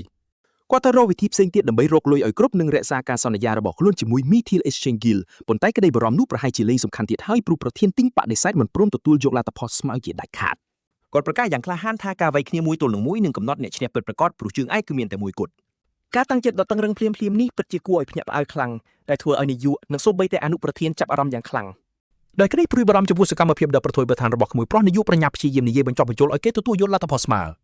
បរិវេចនាបញ្យល់ថាលទ្ធផលស្មើគឺជារឿងល្អបំផុតទៅហើយជាពិសេសបន្ទាប់ពីគាត់បានបាក់មុខការពីមុននេះ នាយកគិតថា Chen នឹងបដិសេធការប្រកួតដែលគ្មានន័យនេះប៉ុន្តែ Chen ទទួលយកការប្រជុំមុខភ្លាមៗដោយមានលក្ខខណ្ឌមួយអ្នកឈ្នះនឹងទទួលបានប្រាក់រង្វាន់$1 លានទាំងអស់តែម្នាក់ឯង ភាពប្រែប្រួលដែលមិននឹកស្មានដល់នេះគួរឲ្យចាប់អារម្មណ៍ខ្លាំងណាស់រហូតធ្វើឲ្យអនុប្រធានឈប់គិតរួចលុបចោលការចាក់ចេញរបស់គាត់តែការនិយាយត្រូវរៅគ្នាឈានជើងទៅមុខដើម្បីប្រជុំមុខដោយផ្ទាល់ត្រៀមខ្លួនជាស្រេចក្នុងការជំរះបញ្ហាម្ដងឲ្យចប់ជាស្ថាពរ មួយសន្ទុះក្រោយមកជីងជ្រូកប្រាប់គីឆេនថាគាត់រំពឹងឲ្យគេបានចំណាត់ថ្នាក់លេខ1ប៉ុន្តែការទទួលបានពិន្ទុពេញគឺហួសពីការរំពឹងទុករបស់គាត់ទៅទៀត ឃើញមុខសៀមជៀនពេញព័ត៌មាន Singer យល់ថាការគ្រប់គ្រងផ្នែកហិរញ្ញវត្ថុរបស់គាត់គឺជាជំរឿនដ៏ឆ្លាតវៃគាត់សុំលុបចោលបំណុល$1 លានរបស់ Saichin ដោយហៅវាថាជាការវិនិយោគទុនទៅលើអនាគតរបស់គេដោយមិនចង់ទទួលជំនួយទៅទេ CN និយាយយ៉ាងម៉ឺងម៉ាត់ថាបំណុលគឺនៅតែជាបំណុលហើយត្រូវតែសងឲ្យគ្រប់ចំនួនដដែល Saichin ប្រាប់ថាគេមកនេះគឺដើម្បីពិភាក្សារឿងពីរដែលចំណុចនេះធ្វើឲ្យឈីងជីចាប់អារម្មណ៍ភ្លាមៗតែម្ដងទី1 Saichin ស្នើសុំពន្យាពេល1សប្តាហ៍សម្រាប់ថ្ងៃផុតកំណត់សងប្រាក់របស់គាត់ដោយសារការប្រឡងបញ្ចប់ការសិក្សាទទួលបានលទ្ធផលស្មើប្រាក់រង្វាន់របស់គាត់គឺខ្វះអស់5សែន គាត់ទំលាយពីផែនការរកប្រាក់ដែលនៅខ្វះដោយត្រូវវាយមួយទល់នឹងមួយកាត់សេចក្តីជាមួយម្ចាស់ជើងឯកម្នាក់ទៀតគឺកុងធីង ការប្រកួតនេះនឹងកើតឡើងនៅសប្តាហ៍ក្រោយនៅក្នុងរោងបិសាចព្រៃដែលនៅខាងក្រៅសាលា ជីងរីភ្ញាប់អើនឹងគំនិតដល់ប្រថុយនេះហើយសួរថាហេតុអ្វីបានជាសិស្សពីរនាក់ចូលទៅក្នុងគុកងងឹតព្រៃផ្សៃបែបនេះ គាត់ប្រមាន Sechen ថាវាគ្រោះថ្នាក់ខ្លាំងណាស់បើគ្មានការវឹកហាត់ត្រឹមត្រូវដោយមិនញញើត Sechen ប្រាប់គាត់កុំឲ្យបារម្ភហើយសន្យាថានឹងឈ្នះប្រាក់កន្លះលានដែលនៅសល់នោះឲ្យបាន ដើម្បីសងការយឺតយ៉ាវនេះជីជិនសន្យាថានឹងបកគលវត្ថុធាតុបិសាចទាំងអស់ដែលគាត់ប្រមូលបានពីរូងនោះជាការប្រាក់ជូនវិញ ឃើញ Sechen មិនភ័យខ្លាចហើយគិតតែពីរឿងបំណុលបែបនេះជីងឈើបែកញើសដោយមិនគួរឲ្យជឿ គាត់គិតក្នុងចិត្តថាគ្មានប្រុសនេះពិតជាពិសេសមែនស៊ីអានក៏បន្ថែមយ៉ាងរលូនថាមានមូលហេតុទី2ដែលសំខាន់ជាងនេះសម្រាប់ការមកលេងរបស់គេ ដោយទឹកមុខមកមួន Sechen និយាយដំណឹងចុងក្រោយរបស់គេត្រង់តែម្ដងអ្វីដែលគេទើបតែទម្លាយចេញមកនោះធ្វើឲ្យឈីងជូកាំងថ្មឹងភ្ញាក់ប៉ាល់យ៉ាងខ្លាំងរហូតដល់ហុចមាត់ធ្លុងហាក់មិនជឿនឹងភ្នែក ជីងជូក្រោកឈរឡើងនិយាយលេងចេញហើយសម្លឹងមើលទៅ Sechen ទាំងគាំងថ្មឹងតែម្ដង រសៀលថ្ងៃដដែលនោះនៅអនុវិទ្យាល័យឈីងខ្វៃប្អូនស្រីរបស់ស៊ីឈិនគឺស៊ីយុនកំពុងអបអរការបញ្ចប់ការប្រឡងខណៈមិត្តរួមថ្នាក់របស់នាងរអ៊ូតមពីវិញ្ញាសាដ៏ពិបាក នាងមើលទូរស័ព្ទរួចញញឹមសប្បាយចិត្តព្រោះវាស្ម័គ្រការរដូវក្តៅបានចាប់ផ្ដើមហើយ ភ្លាមនោះនាងនឹកឃើញថាថ្ងៃនេះក៏ជាថ្ងៃសំខាន់របស់បងប្រុសនាងដែរគឺការប្រឡងវិតម្លៃបញ្ចប់ការសិក្សា នេះសម្លឹងមើលរូបភាពលើអេក្រង់ទូរស័ព្ទដែលបង្ហាញពីរូបថត selfie យ៉ាងញញឹមស្រស់រវាងនាងនិង Sechen កាលពី4ឆ្នាំមុន Sechen រត់ចូលមកក្នុងបន្ទប់ទាំងរំភើបជាមួយនឹងសម្បត្តិចូលរៀនពីសាកលវិទ្យាល័យអ្នកដាស់ធម្មពលជាតិ ដោយរំភើបដែលគេមានសក្តានុពលធាតុស៊ីយុនកាលនៅក្មេងបានសួរទាំងអស់ថាតើគាត់នឹងក្លាយជាអ្នកដាស់ធម្មពលដូចប៉ាម៉ាក់ពួកគេដែរឬអត់ ពោពេញដល់ក្តីសង្ឃឹម Sechen សន្យាថានឹងចូលរួមជាមួយហ្គៀវកម្ពុជារកលុយនិងផ្ដល់ជីវិតដ៏ល្អប្រសើរដល់នាង គេជឿថាការទទួលបានធម្មពលនឹងជួយគេរកឃើញការពិតពីការបាត់ខ្លួនរបស់ប៉ាម៉ាក់ពួកគេស៊ីយុនតែងតែលើកទឹកចិត្តដោយជឿជាក់ថាបងប្រុសនាងនឹងក្លាយជាអ្នកដាស់ធម្មពលដ៏ខ្លាំងម្នាក់ នៅក្នុងការចងចាំថ្មីៗនេះ Sechen អង្គុយនៅតុបយ៉ាងក្រៀមក្រំគេបារម្ភព្រោះខ្លួនរៀនដល់ឆ្នាំចុងក្រោយទៅហើយតែនៅមិនទាន់អាចដាស់ធម្មពលរបស់ខ្លួនបាននៅឡើយ ពេលស៊ីយុនសម្លឹងមើលគេហើយដឹងថានាងកំពុងបារម្ភគេក៏បញ្ញាប់លាក់បាំងភាពសោកសៅភ្លាម គេខំប្រឹងញញឹមហើយប្រាប់នាងថាគ្រប់យ៉ាងមិនអីទេគេគ្រាន់តែត្រូវខិតខំប្រឹងប្រែងបន្ថែមទៀតប៉ុណ្ណោះ ស៊ីយុននឹកដល់ការតស៊ូរបស់បងប្រុសនាងទោះប្រឹងប្រែងជាងអ្នកណាក៏ដោយគេនៅតែជាសិស្សតែម្នាក់គត់ដែលបរាជ័យក្នុងការដាស់ធម្មពល នាងដឹងច្បាស់ថាគេប្រកាសជាឯកាណាពេលឃើញមិត្តរួមថ្នាក់ជោគជ័យខណៈដែលគេត្រូវលាកការឈឺចាប់ដើម្បីការពាររូបនាង មិត្តរួមថ្នាក់របស់នាងឈ្មោះជូថងរត់មកស្វាគមន៍ជូថងសួរថាតើស៊ីយុនបានឮដំណឹងថ្មីបំផុតហើយឬនៅ នាងប្រាប់ថាសាកលវិទ្យាល័យអ្នកដាស់ធម្មពលជាតិបានបង្កើតនិស្សិតបញ្ចប់ការសិក្សាដោយឆ្នើ2នាក់នៅឆ្នាំនេះ ជូថងបញ្យល់ថានិស្សិតទាំងពីរបានដឹកនាំក្រុមរបស់ពួកគេឲ្យទទួលបានពិន្ទុពេញហើយត្រូវបានសរសើរដោយអនុប្រធានសម្ព័ន្ធហ្គីលដែលធ្វើឲ្យតំបន់របស់ពួកគេល្បីល្បាញ ជូថងនឹកឃើញថាបងប្រុសរបស់ស៊ីយុនរៀននៅទីនោះក៏សួរពីគេស៊ីយុនស្ទាក់ស្ទើរហើយមានអារម្មណ៍ក្រៀមក្រំចំពោះសំណួរនេះមុនពេលនាងអាចឆ្លើយបានសិស្សប្រុសសក់ពណ៌ស៊ីចម្ពូម្នាក់ក៏ចូលមកកាត់ចង្វាក់ជាមួយការស្វាគមន៍បែបញ៉ៃញងក្មេងប្រុសនោះគឺជីនឌួនជាទីចាប់អារម្មណ៍ប្រចាំសាលាបានប្រាប់ស៊ីយុនទាំងអឿថាគេបានកក់បន្ទប់ឯកជនហើយសួរថានាងទំនេរទៅជាមួយគេទេយប់នេះជូថងភ្ញាក់ផ្អើលហើយសួរថាតាំងពីពេលណាដែលស៊ីយុនស្គាល់ប្រុសស្អាតប្រចាំសាលាស៊ីយុនគ្រាន់តែធ្វើមុខធុញថប់យ៉ាងខ្លាំង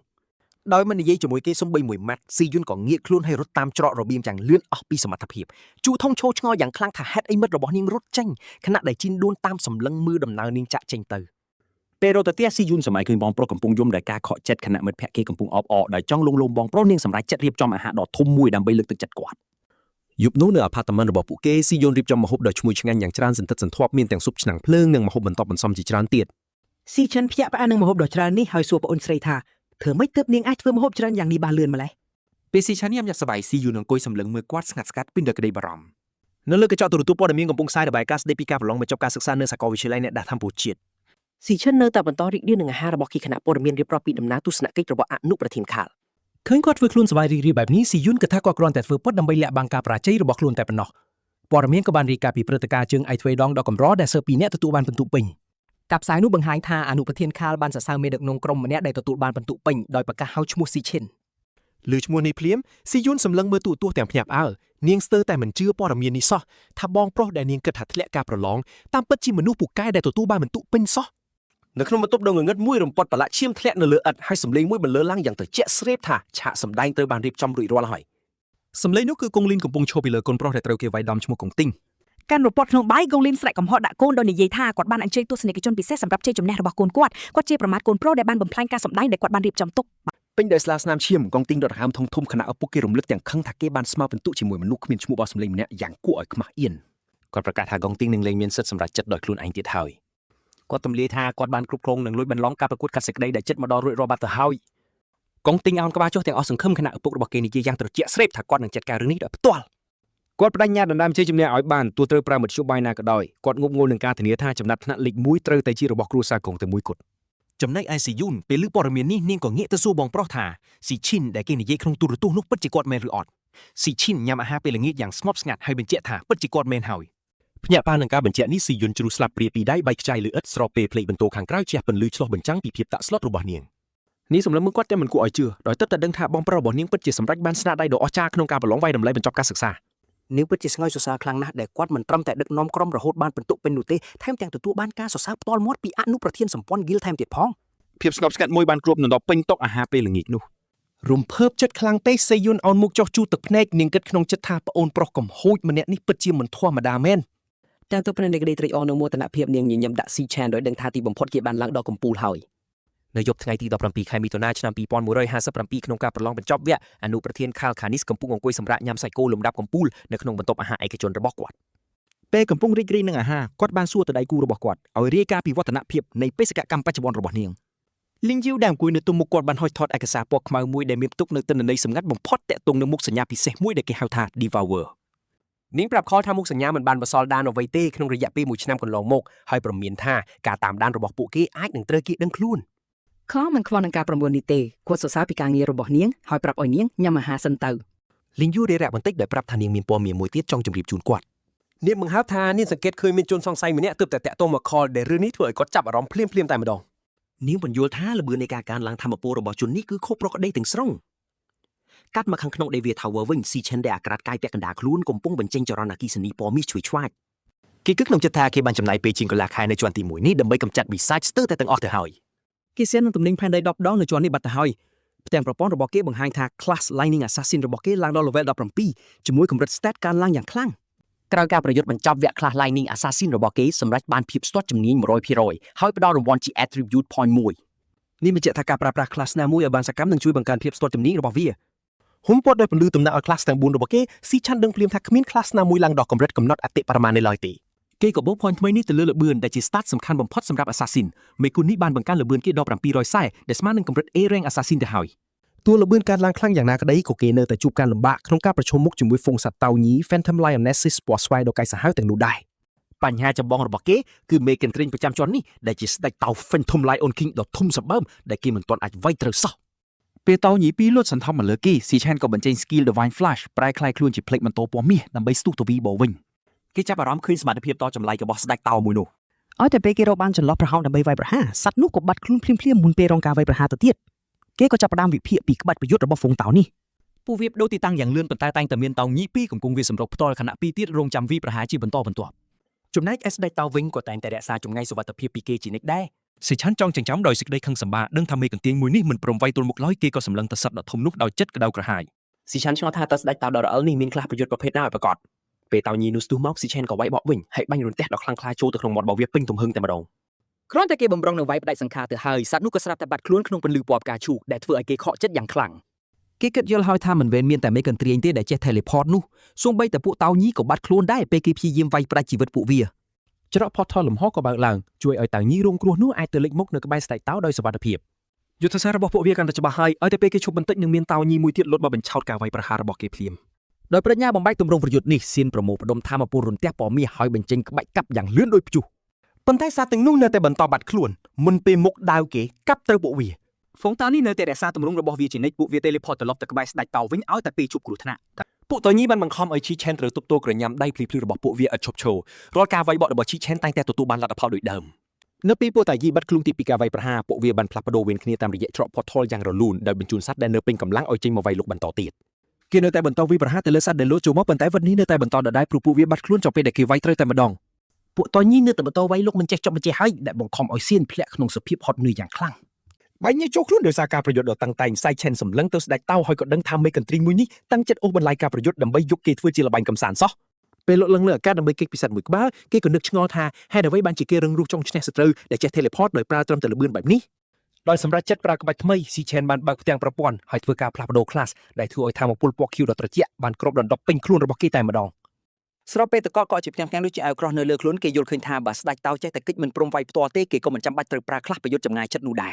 ការផ្លាស់ប្ដូរនេះធ្វើឲ្យសក់គេប្រែជាពណ៌សហើយភ្នែកបញ្ចេញពន្លឺពណ៌ខៀវគេសម្រេចចិត្តប្រើខ្លះមេឃនេះដើម្បីបិទផ្លូវរត់គេចរបស់សត្វចម្លែកទាំងនោះឲ្យអស់ត្រពុំបានបញ្ជាក់ថាការបដូរខ្លះរបស់គេទៅជា Cloud Mage Level 17 Frostbone Skeleton King ទទួលបានជោគជ័យហើយជួយយ៉ាងសង្ហាជាមួយនឹងមកុដទឹកកកលើក្បាល ស៊ីឆែនត្រៀមខ្លួនប្រើ skill វាយប្រហារជាទ្រង់ទ្រាយធំដើម្បីគ្រប់គ្រងសមរភូមិមួយនេះ ពេលនេះនៅក្នុង Cloud Mage Level 17 Frostbone Skeleton King សេកឆេនអន្តែតឡើងទៅលើអាកាសហើយបញ្ចេញ skill ទ្រង់ទ្រាយធំមួយដែលមានឈ្មោះថា Frost Spike ផ្ទាំងទឹកកកស៊ូលធ្លាក់ចុះមកដោយភ្លៀងបង្កជាការផ្ទុះយ៉ាងសន្ធឹកសន្ធាប់ដែលបង្ខំឲ្យពួកតៅញី Phantom Lioness រត់បែកញែកគ្នាខ្ចាក់ខ្ចាយក្រឡេកមើលភាពវឹកវរពីខាងលើស៊ីឆេនដឹងច្បាស់ថាពួកគ្រូវេទមន្តអាចនឹងសោយក្នុងការប្រយុទ្ធជិតស្និទ្ធ ប៉ុន្តែការវាយប្រហារពីចម្ងាយរបស់ពួកគេអាចគ្រប់គ្រងសមរភូមិនេះបានទាំងស្រុង គេកំណត់គោលដៅលើស្ដេចតោដោយបាញ់ទម្លាក់គ្រាប់ទឹកកកស្រួយៗយ៉ាងសន្ធឹកសន្ធាប់ពេលការវាយប្រហារជិតទៅដល់សត្វនោះបានប្រើថាមពលលំហដើម្បីគេចខ្លួនបាត់ស្ដេចតោលេចចេញពីច្រកទ្វារវេទមន្តនៅទីតាំងសុវត្ថិភាពគេចផុតយ៉ាងងាយស្រួលពេលស្ដេចតោប្រមូលផ្ដុំជាមួយតៅញីផ្សេងទៀតខ្យល់គួចថាមពលទឹកកកដ៏ធំបានឡោមព័ទ្ធពួកវាជាប់នៅមួយកន្លែងស៊ីឆេនក៏តាការបង្ខំសត្វទាំងនេះជួបក្នុងតំបន់សម្លាប់របស់គេអាចបញ្ចប់យុទ្ធសាស្ត្រវាយហើយរត់នេះបានដោយដឹងពីគ្រោះថ្នាក់ស្ដេចតោក៏ងើបមុខឡើងឃើញស៊ីឆេនបង្កើតដុំថាមពលទឹកកកដ៏ធំមួយដែលហៅថាគ្រាប់បែកទឹកកក ស៊ីឆេននិយាយយ៉ាងត្រជាក់ថាគ្មានកន្លែងឲ្យពួកវាលាក់ខ្លួនទៀតទេធ្វើឲ្យស្ដេចតោក្រហឹមឡើងយ៉ាងអស់សង្ឃឹមបំផុតស៊ីឆេនគប់ក្របបែកទឹកកកដ៏ធំនោះចុះក្រោមហើយផ្ទុះពេលតាដីកម្លាំងផ្ទុះបានគ្របដណ្ដប់ទីនោះដោយពន្លឺពណ៌សនិងថាមពលទឹកកកសាយភីគ្រប់ទិសទីពេលពន្លឺរលត់ទៅថាមពលដ៏សាហាវនេះបានបន្សល់ទុកត្រឹមស្ដេចតោនិងហ្វូងរបស់វាដែលកកជាប់ក្នុងដុំទឹកកកពេលគោដាវជាប់អន្ទាក់ស៊ីឆេនក៏ផ្លាស់ប្ដូរថ្នាក់យ៉ាងលឿនដោយហៅដាវភ្លឺពណ៌ផ្កាឈូកមួយមកកាន់ក្នុងដៃភ្នែករបស់គេបញ្ចេញពន្លឺពណ៌ខៀវព្រមទាំងប្រកាសយ៉ាងជឿជាក់ថាការប្រយុទ្ធនៅជាន់ទី1ពិតជាបានបញ្ចប់ហើយ ដោយប្រើថ្នាក់អ្នកចម្បាំងតារាស៊ីឆេនលោតតែកាន់គោលដៅហើយវាប្រហារចុះក្រោមយ៉ាងខ្លាំងដែលហៅថាមហន្តរាយត្រីគុណដាថាមពលនោះកាត់ផ្ដាច់តួញីយ៉ាងងាយស្រួលដោយបំបីផ្ទាំងទឹកកកនិងកាត់បំផ្លាញពួកវាត្រឹមការវាប្រហារតែម្ដងសត្វដែលចាញ់រលាយខ្លាចជាផ្សែងខ្មៅបន្សល់ទុកស៊ីឆេនឈរជ័យជំនះក្បែរសពរបស់ស្ដេចតោប្រព័ន្ធបញ្ជាពីជ័យជំនះនេះឈ្មោះអាស៊ីឡើងដល់កម្រិត24ហើយទទួលបានឆ្អឹងខ្មោចព្រមទាំងបេះដូងដ៏កម្រសារថ្មីលេចឡើងលើស្ដេចតោដោយបង្ហាញថាមេកំណាចនេះត្រៀមខ្លួនឲ្យគេស្រូបយកហើយ ស៊ីឆេនឈរពីលើសត្វនោះប្រមូលពន្លឺភ្លឺចាញ់ចាំងក្នុងដៃដើម្បីចាប់ផ្ដើមដំណើរការស្រូបយកថាមពលភ្នែកគេបញ្ចេញពន្លឺពណ៌ក្រហមពេលបដោតថាមពលលើរាងកាយនោះដោយចង់ដឹងថាតើសត្វនេះប្រើថ្នាក់កិច្ចវេះអ្វីដោយប្រើសមត្ថភាពស្រូបយកស៊ីឆេនបានទាញគួចថាមពលពណ៌ក្រហមចាស់ពីសត្វនោះចូលក្នុងកណ្ដាប់ដៃរបស់គេថាមពលនោះបង្កើតជាកាត់ប្រព័ន្ធថ្មីមួយក្នុងដៃបង្ហាញពីថ្នាក់អ្នកសឹងតារារបស់ស្ដេចតោកាត់នេះបញ្យល់ពីសមត្ថភាពដ៏គួរឲ្យធុញទ្រាន់ដោយបង្ខំចុះកិច្ចសន្យានឹងបញ្ជូនសត្វផ្សេងពេញសមរភូមិពីនិតកាត់អ្នកផ្សងតារាស៊ីឆេនក៏ថាគេមិនធ្លាប់ឃើញថ្នាក់នេះទេនេះបញ្ជាក់ហេតុផលដែលមេកំណាចគិកវាពីការប្រយុទ្ធផ្ទាល់គេដឹងថាស្ថិតិដើមរបស់ស្ដេចតោខ្សោយខ្លាំងពេកទៅបង្ខំឲ្យវាលាក់ខ្លួនក្រោយកូនចៅដែលផ្លាស់ទីនោះពេលអានជំនាញកាតនេះស៊ីឆេនទទួលស្គាល់ថាសមត្ថភាពផ្លាស់ទីដ៏លឿននេះគឺពិតជាខ្លាំងក្លាមែនទែន គេក៏ចាប់អារម្មណ៍សមត្ថភាពគៀបសង្កត់ដែរទោះបីជាវាពឹងផ្អែកខ្លាំងលើការគម្រាមកំហែងឲ្យគោលដៅចោះចាញ់ក៏ដោយ គេដឹងថាដើម្បីបានសាកចុះកិច្ចសន្យាផ្ទាល់ខ្លួនគេត្រូវប្រើវិធីសាស្ត្រដែលកាចសាហាវនិងគួរឲ្យខ្លាចបំផុត ស្រាប់តែលំហជុំវិញខ្លួនបានបែកបាក់ខ្លាចជាពិនលឺធ្វើឲ្យគេភ្ញាក់ប៉ាយ៉ាងខ្លាំងខណៈបរិស្ថានប្រែប្រួលភ្លាមៗរូបភាពបំផន់ត្រូវបានបំបែកបង្ហាញពីជាន់ទី1ពិតប្រាកដដែលជាវាខ្សាច់ដកដៅហួតហែង សម្លឹងមើលវារហោថានឹងក្រុងឆ្អឹងយៈលើកសាច់ស៊ីឆេនងឿងឆ្ងល់ថាតើគ្រោះមហន្តរាយអ្វីធ្វើឲ្យខូចខាតបែបនេះសម្លេងផ្ទុះតិចតិចទីអារម្មណ៍គេទៅកំណោកសាច់ក្បែរនោះស្នាមប្រែបញ្ឈរមួយរីកធំខ្លាយជាច្រកទ្វារភ្លើងបញ្ជាក់ថាផ្លូវទៅជាន់ទី2បើកីពេលគេរៀបចំខ្លួនចាក់ចេញការសម្លឹងយ៉ាងកាចសាហាវនិងសម្លេងក្រហមពីក្រោយធ្វើឲ្យគេងាកមកវិញយ៉ាងលឿន គេសម្លឹងតាមភ្នែកភ្លឺពប់ការឈុកទៅកាន់ឆ្អឹងជនីធំកប់ក្នុងខ្សាច់ ក្នុងនោះមានកូនតោមួយកំពុងក្រហមយ៉ាងកាចទោះត្រូវចង្វាក់វេទមន្តចង់ជាប់ក៏ដោយ ស៊ីឆេនពិតជាភ្ញាក់ផ្អើលនៅឃើញកូនតោតូចមួយអាចរស់ពីការប្រយុទ្ធនេះ ដោយគិតថាវាជាសត្រូវចុងក្រោយគេបង្កាត់កំបិតរន្ទះក្នុងដៃដើម្បីត្រៀមបញ្ចប់ជីវិតវាចោល ពេលចូលទៅចិត្តកូនតៅគេក៏ដឹងរឿងសំខាន់មួយដោយសារវាមិនបាត់ខ្លួនពេលមេស្លាប់ដូច្នេះវាមិនមែនជាកូនចៅរបស់មេនោះទេ សម្លឹងមើលច្រវាក់ដែលរុំជាប់សត្វតូចនេះស៊ីឆេនឆ្ងល់ថាតើស្ដេចតោចាប់វាឃុំឃាំងនៅទីនេះដោយបង្ខំឬយ៉ាងណា សម្លឹងមើលកូនតៅដែលជាប់ចំណងស៊ីឆេនសម្លក់យ៉ាងកាចធ្វើឲ្យសត្វតូចនេះភ័យខ្លាចញាស់ខ្លួនតែម្ដងជំនួសឲ្យការវាប្រហារស៊ីឆេនប្រញាប់វាកំបិតកាត់ផ្ដាច់ច្រវាក់វេទមន្តដែលចង់ជាប់សត្វនេះទៅវិញ រួចពីចំណងកូនតោក៏ធ្លាក់មកលើខ្សាច់យ៉ាងសុវត្ថិភាពស៊ីឆេនងាកចេញនិយាយយ៉ាងស្ងប់ស្ងាត់ថាគេនឹងប្រគល់សេរីភាពឲ្យវាវិញ មុនពេលចាក់ចេញស៊ីឆេនសួរកូនតៅថាតើទីកន្លែងបាក់បែកនេះធ្លាប់ជាផ្ទះរបស់វាមែនទេ កូនតោដ៏តូចរលាស់ទូលីចេញពេលវាកំពុងសម្លឹងមើលមកគេ ដោយទឹកមុខអាណិតស៊ីជីនគិតដល់សោកនាដកម្មដែលត្រូវឃើញមនុស្សជាទីស្រឡាញ់ស្លាប់ហើយអ្វីៗដែលខ្លួនខ្វល់ខ្វាយត្រូវវិនិច្ឆ័យអស់ កូនតោសម្លឹងមើលគេពេលដែលស៊ីជីនទទួលស្គាល់ថាគេដឹងច្បាស់ថាការឈឺចាប់នោះវាមានអារម្មណ៍បែបណាដែលសម្ដៅទៅកាន់ផថស៊ីជីនប្រាប់កូនតោឲ្យខិតខំរស់រានមានជីវិតនិងបន្តដំណើរទៅមុខទៀតដោយប្រកាសថាដល់ពេលគេត្រូវឡើងទៅជាន់បន្តហើយ ភ្លាមនោះផ្ទាំងប្រព័ន្ធភ្លើងចែងចាំងបានលេចឡើងក្បែរមុខរបស់គេបង្ហាញពីសំណុំសុំធ្វើកិច្ចសន្យាសត្វចម្លែក ដោយសារសត្វនេះចាប់ផ្ដើមដោយស្ម័គ្រចិត្តអត្រាជោគជ័យគឺ 100% កិច្ចសន្យានេះក៏បើកជំនាញអាកម្មចំនួន2ការចែករំលែកបទពិសោធន៍ដើម្បីបង្កើនធម៌ពលនិងអនុញ្ញាតឲ្យស៊ីជីនមើលឃើញតាមរយៈភ្នែករបស់សត្វប្រសិនបើវាជួបគ្រោះថ្នាក់ ស៊ីជីនឈប់ហើយងាកមើលទៅក្រោយពិតជាភ្ញាក់ផ្អើលមែនទែនជាមួយនឹងការលូតផ្ទាំងសារដែលមិននឹកស្មានដល់នេះកូនតោសង្គួយលើកខ្សាច់សម្លឹងមើលមកគេស្របពេលប្រព័ន្ធបញ្ជាអត្តសញ្ញាណវាជាស្ដេចតោលីអូហើយសួរថាតើស៊ីជីនយល់ព្រមទទួលសំណើរបស់សត្វនេះដើម្បីក្លាយជាសត្វចម្លែកក្នុងកិច្ចសន្យារបស់គេដែរឬទេស៊ីចិនបានសម្លឹងមើលកូនតោតូចស្ដេចតោលីអូដោយសួរថាតើវាពិតជាចង់ទៅតាមគេមែនទេកូនតោក៏ឆ្លើយតបវិញដោយសួរក្រហមយ៉ាងមុតមមចូលនៅមុខផថលដកដៅកគុកស៊ីជីនបានពន្យល់ពីផែនការរបស់គេក្នុងការឡើងប៉មដ៏គួរឲ្យខ្លាចដោយព្រមមានថាពួកបិសាចនឹងកាន់តែមានគ្រោះថ្នាក់ខ្លាំងឡើងគេបានព្រមានកូនតោថាវាអាចនឹងស្លាប់ដោយសុំការបញ្ជាក់ជាលើកចុងក្រោយលីអូបានតបវិញដោយសួរក្រហមយ៉ាងកាចសាហាវម្ដងទៀតឃើញការបដិញ្ញាចិត្តរបស់កូនតោស៊ីជីនបានយល់ព្រមតាមការសម្រេចចិត្តរបស់វាភ្នែករបស់ពួកគេបានបញ្ចេញពន្លឺជារាងផ្កាយ5ពណ៌ផ្កាឈូកយ៉ាងភ្លឺចិញ្ចាច ប្រព័ន្ធបានប្រកាសថាកិច្ចសន្យាត្រូវបានយល់ព្រមដោយមកការចំណងមិត្តភាពរបស់ពួកគេជាផ្លូវការ ប្រព័ន្ធបានបង្ហាញចំណាត់ថ្នាក់អ្នកផ្សាំងតារានិងសមត្ថភាពកិច្ចសន្យាតារាដែលអនុញ្ញាតឲ្យបង្ខំធ្វើកិច្ចសន្យាដោយផ្អែកលើការគម្រាមកំហែងប៉ុន្តែសត្វចម្លែកនឹងស្លាប់ប្រសិនបើម្ចាស់របស់វាបាត់បង់ជីវិត ជំនាញអាកម្មចំនួន2ត្រូវបានដំណើរការមួយជួយបង្កើនធម៌ពលរបស់សត្វនិងចែករំលែកបទពិសោធន៍របស់វាហើយមួយទៀតផ្ដល់ឲ្យម្ចាស់នៅកំហឹងរបស់សត្វប្រសិនបើវាស្ថិតក្នុងគ្រោះថ្នាក់ ជាចុងក្រោយច្រកផ្កាយត្រូវបានបើកអនុញ្ញាតឲ្យគេអាចធ្វើ teleport ទៅកាន់ឬក៏ហៅសត្វចម្លែកនោះបានជាមួយនឹងចំណងរបស់ពួកគេជាផ្លូវការស៊ីជីនបានញញឹមឲ្យប្រកាសថាដល់ពេលដែលត្រូវបន្តដំណើរហើយក ូនតោដ៏ស្វាហាប់បានលោតចុះឡើងក្បែរគេពេលចូលទៅជិតរង្វិលភ្លើងស៊ីចិនបានផ្ដល់ច្បាប់មួយដល់លីអូ ក្នុងពេលប្រយុទ្ធគោលដៅតែមួយគត់របស់វាគឺត្រូវរស់រានមានជីវិតស៊ីជីនបន្ទាប់មកក៏ឈានជើងចូលទៅក្នុងច្រកភ្លើងនោះ ពួកគេបានលិចមុខនៅលើច្រាំងថ្មចោតក្នុងទេសភាពក្រោមដីដ៏ធំល្វឹងល្វើយដែលពោពេញទៅដោយថ្មរលាយនិងសសរភ្លើងរាវបែកញើសចូលខ្លួនស៊ីជីនបាននិយាយពីកម្ដៅដ៏សែនក្ដៅនេះដោយមានអារម្មណ៍ថាសីតុណ្ហភាពដ៏ខ្លាំងក្លានេះអាចរំលាយគេបាន ពេលពួកគេកំពុងរុករកលីអូបានសម្លឹងមើលចូលទៅក្នុងជ្រលងភ្នំភ្លើងស៊ីជីនទទួលស្គាល់ថាគេមិនដឹងថានឹងមានអ្វីកើតឡើងទេប៉ុន្តែចលនានៅក្បែរកំអែលភ្នំភ្លើងស្រាប់តែធ្វើឲ្យកូនតោភ្ញាក់ព្រឺត ពន្លឺចាំងផ្លែបានផ្ទុះឡើងសភាពកតិរបស់ស៊ីជីនបានដាស់តឿនភ្នែករបស់គេឡើងពណ៌ក្រហមខណៈដែលគេដឹងភ្លាមពីការគំរាមកំហែងដ៏ធំមួយមុនពេលគេអាចត្រៀមខ្លួនទាន់ការវាយប្រហារដ៏លឿនស្លេវបានទម្លុះចំកណ្ដាលទ្រូងរបស់គេ ស៊ីចិនស្ទុះងើបអង្គុយលើគ្រេសក្នុងពិភពពិតទាំងបកដង្ហើមញាប់និងយកដៃអោបទ្រូងគេដឹងខ្លួនថាគេត្រូវបានសម្លាប់ភ្លាមមុនពេលបានឃើញអ្នកវាយប្រហារទៅទៀតស្រឡងកាំងនឹងធម៌ពលកម្រិតសបិនអាក្រក់របស់វាគេនៅតែញាស់ខ្លួនពីភាពតក់ស្លុតនៃសេចក្តីស្លាប់ដោយឆ្ងល់ថាតើបិសាចប្រភេទណាដែលរស់នៅជាន់ទី2នៃប៉មនេះ ការភ័យខ្លាចរបស់គេត្រូវបានរំខានពេលដែលប្អូនស្រីរបស់គេស៊ីយុនបានស្រែកហៅពីក្រៅទ្វារថាអាហារពេលព្រឹករៀបចំរួចហើយ នៅឯតុញ៉ាំបាយស៊ីជីនបានសម្លឹងមើលអាហារពេលព្រឹកដ៏ច្រើនសន្ធឹកសន្ធាប់ដែលមានមីរ៉ាមែននិងផ្លែឈើស្រស់ គេបានប្រាប់ស៊ីយុនដែលកំពុងរៀបចំកាបូបរបស់នាងថានាងបានធ្វើម្ហូបច្រើនពេកហើយ កំពុងទៅវានំប៉័ងស៊ីយុនបានប្រាប់គេឲ្យលាងចានហើយរំលឹកគេឲ្យហាខោអាវនៅពេលក្រោយ សម្លឹងមើលនាងពាក់ស្បែកជើងប៉ាតាស៊ីជីនបានសួរថានាងបញ្ញាប់ទៅណាទាំងកំពុងវិស្មកររដូវក្តៅបែបនេះនាងតបវិញថានាងកំពុងទៅធ្វើការក្រៅម៉ោងដោយក្តីបារម្ភស៊ីជីនបានរំលឹកនាងថាគេជាអ្នកចាត់ចែងរឿងលុយកាក់ហើយនាងមិនចាំបាច់ទៅធ្វើការនោះទេ ស៊ីយុនបានញញឹមដោយបញ្យល់ថាជាមួយនឹងភាពជោគជ័យថ្មីៗរបស់គេនាងមិនព្រមនៅស្ងៀមចោលឡើយ នាងបន្តថាការមិនធ្វើអ្វីសោះពេញមួយរដូវក្តៅស្ដាប់ទៅពិតជាអបសុកណាស់រួចនាងក៏រំលឹកគេដោយរីករាយឲ្យធ្វើការងារផ្ទះរួចក៏ចេញទៅ តាមការណែនាំរបស់ប្អូនស្រីស៊ីជីនបានលាងចាននិងហាកៅអៅសាមនៅក្នុងបន្ទប់ទទួលភ្ញៀវ ពេលធ្វើការងារផ្ទះរួចរាល់គេនៅគិតថាប្អូនស្រីរបស់គេតែងតែបែបនេះជានិច្ចសម្លឹងមើលរូបថតដែលដាក់ក្នុងស៊ុំរបស់ពួកគេគេកោតសរសើរថានាងនៅតែរឹងមាំនិងមិនងាយបោះបង់ឡើយ អ្វីដែលគួរឲ្យអស់សំណើចនោះទោះបីជានាងមិនទាន់ពេញវ័យគាត់ដោយគេតែងតែមានអារម្មណ៍ថានាងគឺជាអ្នកដែលកំពុងមើលថែគេទៅវិញ ទំនិតរបស់គេងងឹតស្លុបឆ្ពោះទៅរកការទទួលខុសត្រូវដែលចិត្តចូលមកដល់ពេលបញ្ហានៅសាលាត្រូវដោះស្រាយរួចរាល់គេត្រូវទៅប្រជុំមុខនឹងស្ដេចបិសាចរ៉ាត ការប្រយុទ្ធនេះនឹងធ្វើឲ្យគេឃ្លាតឆ្ងាយពីស៊ីយុនអស់រយៈពេលយ៉ាងយូរនឹកឃើញស្នាមញញឹមរបស់នាងគេទទួលស្គាល់ថានាងគឺជាមនុស្សតែម្នាក់គត់ដែលគេមិនអាចជប់បារម្ភបានសឹបតែមានគំនិតមួយផុសឡើងគេយកម្រាមដៃសង្កត់លើសៀបការដោយឆ្ងល់ថាតើការពិសោធន៍មួយនេះអាចដំណើរការឬអត់ភ្នែករបស់គេបានបញ្ចេញពន្លឺពណ៌ផ្កាឈូកពេលគេប្រមូលធម៌ពលរបស់ខ្លួនផតថលមួយបានលេចរូបរាងឡើងហើយស្ដេចតោលីអូក៏រមៀលចេញមកធ្លាក់ដោយសុវត្ថិភាពនៅក្នុងបន្ទប់ស៊ីចិនសម្លឹងមើលតែមិនចង់ជឿគេពិតជាភ្ញាក់ផ្អើលដែលគេអាចទាញសัตว์កិច្ចសន្យារបស់គេចេញពីប៉មដ៏គួរឲ្យខ្លាចមកកាន់ពិភពពិតបាន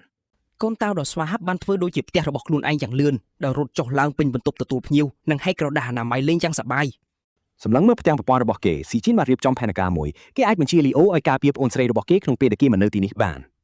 ដោយសារស្គីអាកម្មរបស់គេបើនាងមានគ្រោះថ្នាក់គេអាចមើលឃើញតាមភ្នែកសត្វចិញ្ចឹមហើយ teleport ទៅជួយនាងភ្លាមដោយដឹងថាស៊ីយុនស្រឡាញ់សត្វគេនឹកឃើញពីនាងអង្អែលសត្វអនាថាដោយក្តីសុខ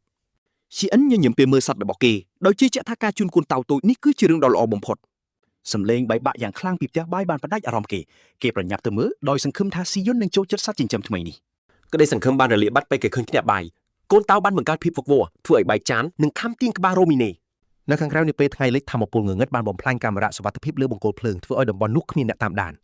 នៅពីក្រោមនោះបរិសម្នាក់កំពុងហូរឈាមកាន់ដាវតកកហើយដើរថយក្រោយដោយការភ័យខ្លាច គេបានអង្វរអ្នកវាយប្រហារដែលមើលមិនឃើញស្របពេលក្រញាំបិសាចដ៏ធំលេចឡើងចំពីមុខគេ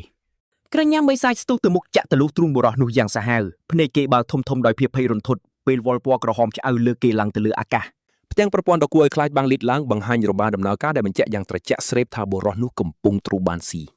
នៅកន្លែងផ្សេងស៊ីយុនដែលហត់នួយបានដើរត្រឡប់ទៅផ្ទះជាមួយនឹងកាបូបពីការងារក្រៅម៉ោងរបស់នាង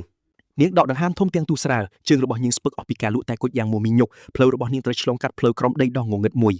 ដល់មិនដឹងខ្លួននាងដើរចំពីក្រោមកាមេរ៉ាដែលទៅតែត្រីបំផ្លាញពេលសម្រាប់ជើងបន្លឺឡើងអារម្មណ៍ថាមាននរណាម្នាក់បានធ្វើឲ្យនាងឈប់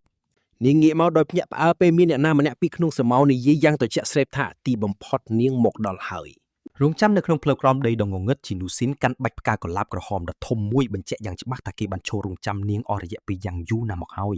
គេបោះជំហានចូលទៅស្កាត់ផ្លូវនាងដើម្បីហុចផ្កាឲ្យគេនិយាយថានាងចេញពីសាលាលឿនពេកមិនទាន់បានលើការអញ្ជើញរបស់គេហើយបន្ថែមថាគេបានកក់ជាន់ដំបូលគា Purple Peak ទាំងមូលសម្រាប់ពួកគេនៅយប់នេះ សម្លឹងមើលផ្កាស៊ីយុនសួរថាគេស្គាល់អាសយដ្ឋាននាងតាមណាជីនដូស៊ីនអួតប្រាប់ដោយមោទនភាពថាឪពុករបស់គេជានាយកមន្ទីរពេទ្យទីក្រុងដូច្នេះការស្វែងរកព័ត៌មានតូចតាចបែបនេះគឺជារឿងងាយស្រួលបំផុតដោយមិនចាប់អារម្មណ៍ស៊ីយុនតបយ៉ាងស្រស់កកក្រថាពួកគេមកពីពិភពខុសគ្នា នាងប្រាប់គេកុំឲ្យមករកនាងទៀតរួចក៏ដើរចេញដោយក្តីរំខានជីនក៏ដើរទៅចាប់ដៃនាងជាប់ដើម្បីឃាត់ គេរអ៊ូតំពីការលំបាកក្នុងការកក់ទីតាំងនោះហើយសួរទាំងខឹងថាតើនាងពិតជាចង់ឲ្យគេចាំក្តាំងនិងធ្វើឲ្យគេអាម៉ាស់មុខនៅចំពោះមុខភ្ញៀវមែនទេស៊ីយុនសម្លប់មុខគេហើយនិយាយថានាងមិនខ្វល់ពីគីឈ្មោះរបស់គេនោះទេបន្ទាប់មកនាងក៏ស្ដីឲ្យគេដោយប្រាប់ថាវាជារឿងគួរឲ្យខ្លាចដែលគេលួចតាមនាងរហូតដល់ផ្ទះខឹងដោយសារត្រូវគេថាគួរឲ្យខ្លាចជីនដូស៊ីនក៏ទប់អារម្មណ៍លែងជាប់ ជាមួយនឹងទឹកមុខខ្មៅងងឹតគេគំរាមនាងដោយប្រមានថានាងមិនដឹងទេថាកំពុងនិយាយជាមួយនរណាឬគេអាចធ្វើអ្វីបានខ្លះមុនពេលគេគំរាមចាប់ស៊ីយុនវាយបកវិញយ៉ាងលឿនហើយយកក្បាលបុកមុខគេមួយទំហឹង កម្លាំងបុកនោះធ្វើឲ្យគេដួលខ្ទាតទៅដីស្រេចភ្នូរដោយការឈឺចាប់ស្រស់ពេលយកដៃខ្ទប់ច្រមុះដែលកំពុងហូរឈាម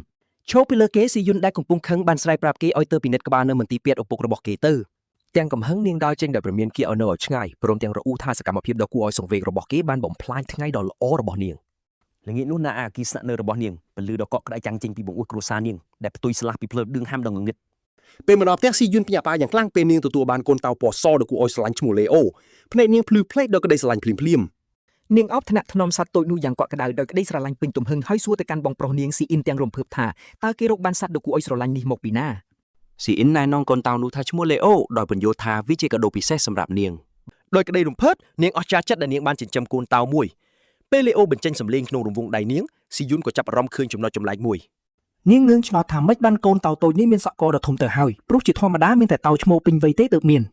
នាងប្រញាប់បំភ្លេចអាថកំបាំងនេះចោលឬប្រកាសថានាងនឹងយកវាទៅចុះឈ្មោះនៅព្រឹកស្អែកមើលពួកគេលេងជាមួយគ្នាស៊ីអ៊ីនមានអារម្មណ៍ធូរស្រាលដោយដឹងថាប្អូនស្រីគេនឹងមានសុវត្ថិភាពពេលមានសត្វនេះនៅក្បែរក្នុងពេលគេមិននៅ ស្រាប់តែសម្លេងទូរស័ព្ទរបស់ស៊ីអ៊ីនរ៉ូឡង់ផ្ដាច់ការគិតរបស់គេហើយគេក៏អោនមើលអេក្រង់ដ៏ភ្លឺនោះស្នាមញញឹមពេញចិត្តបានលេចឡើងពេលគេអានអ៊ីមែលពីការិយាល័យត្រួតពិនិត្យគីល វាបញ្ជាក់ថាពាក្យសុំរបស់គេត្រូវបានអនុម័តដោយធូរទ្រូងស៊ីអ៊ីនគិតថាអ្វីៗអាចដំណើរការទៅតាមផែនការដែលបានរៀបចំទុកហើយ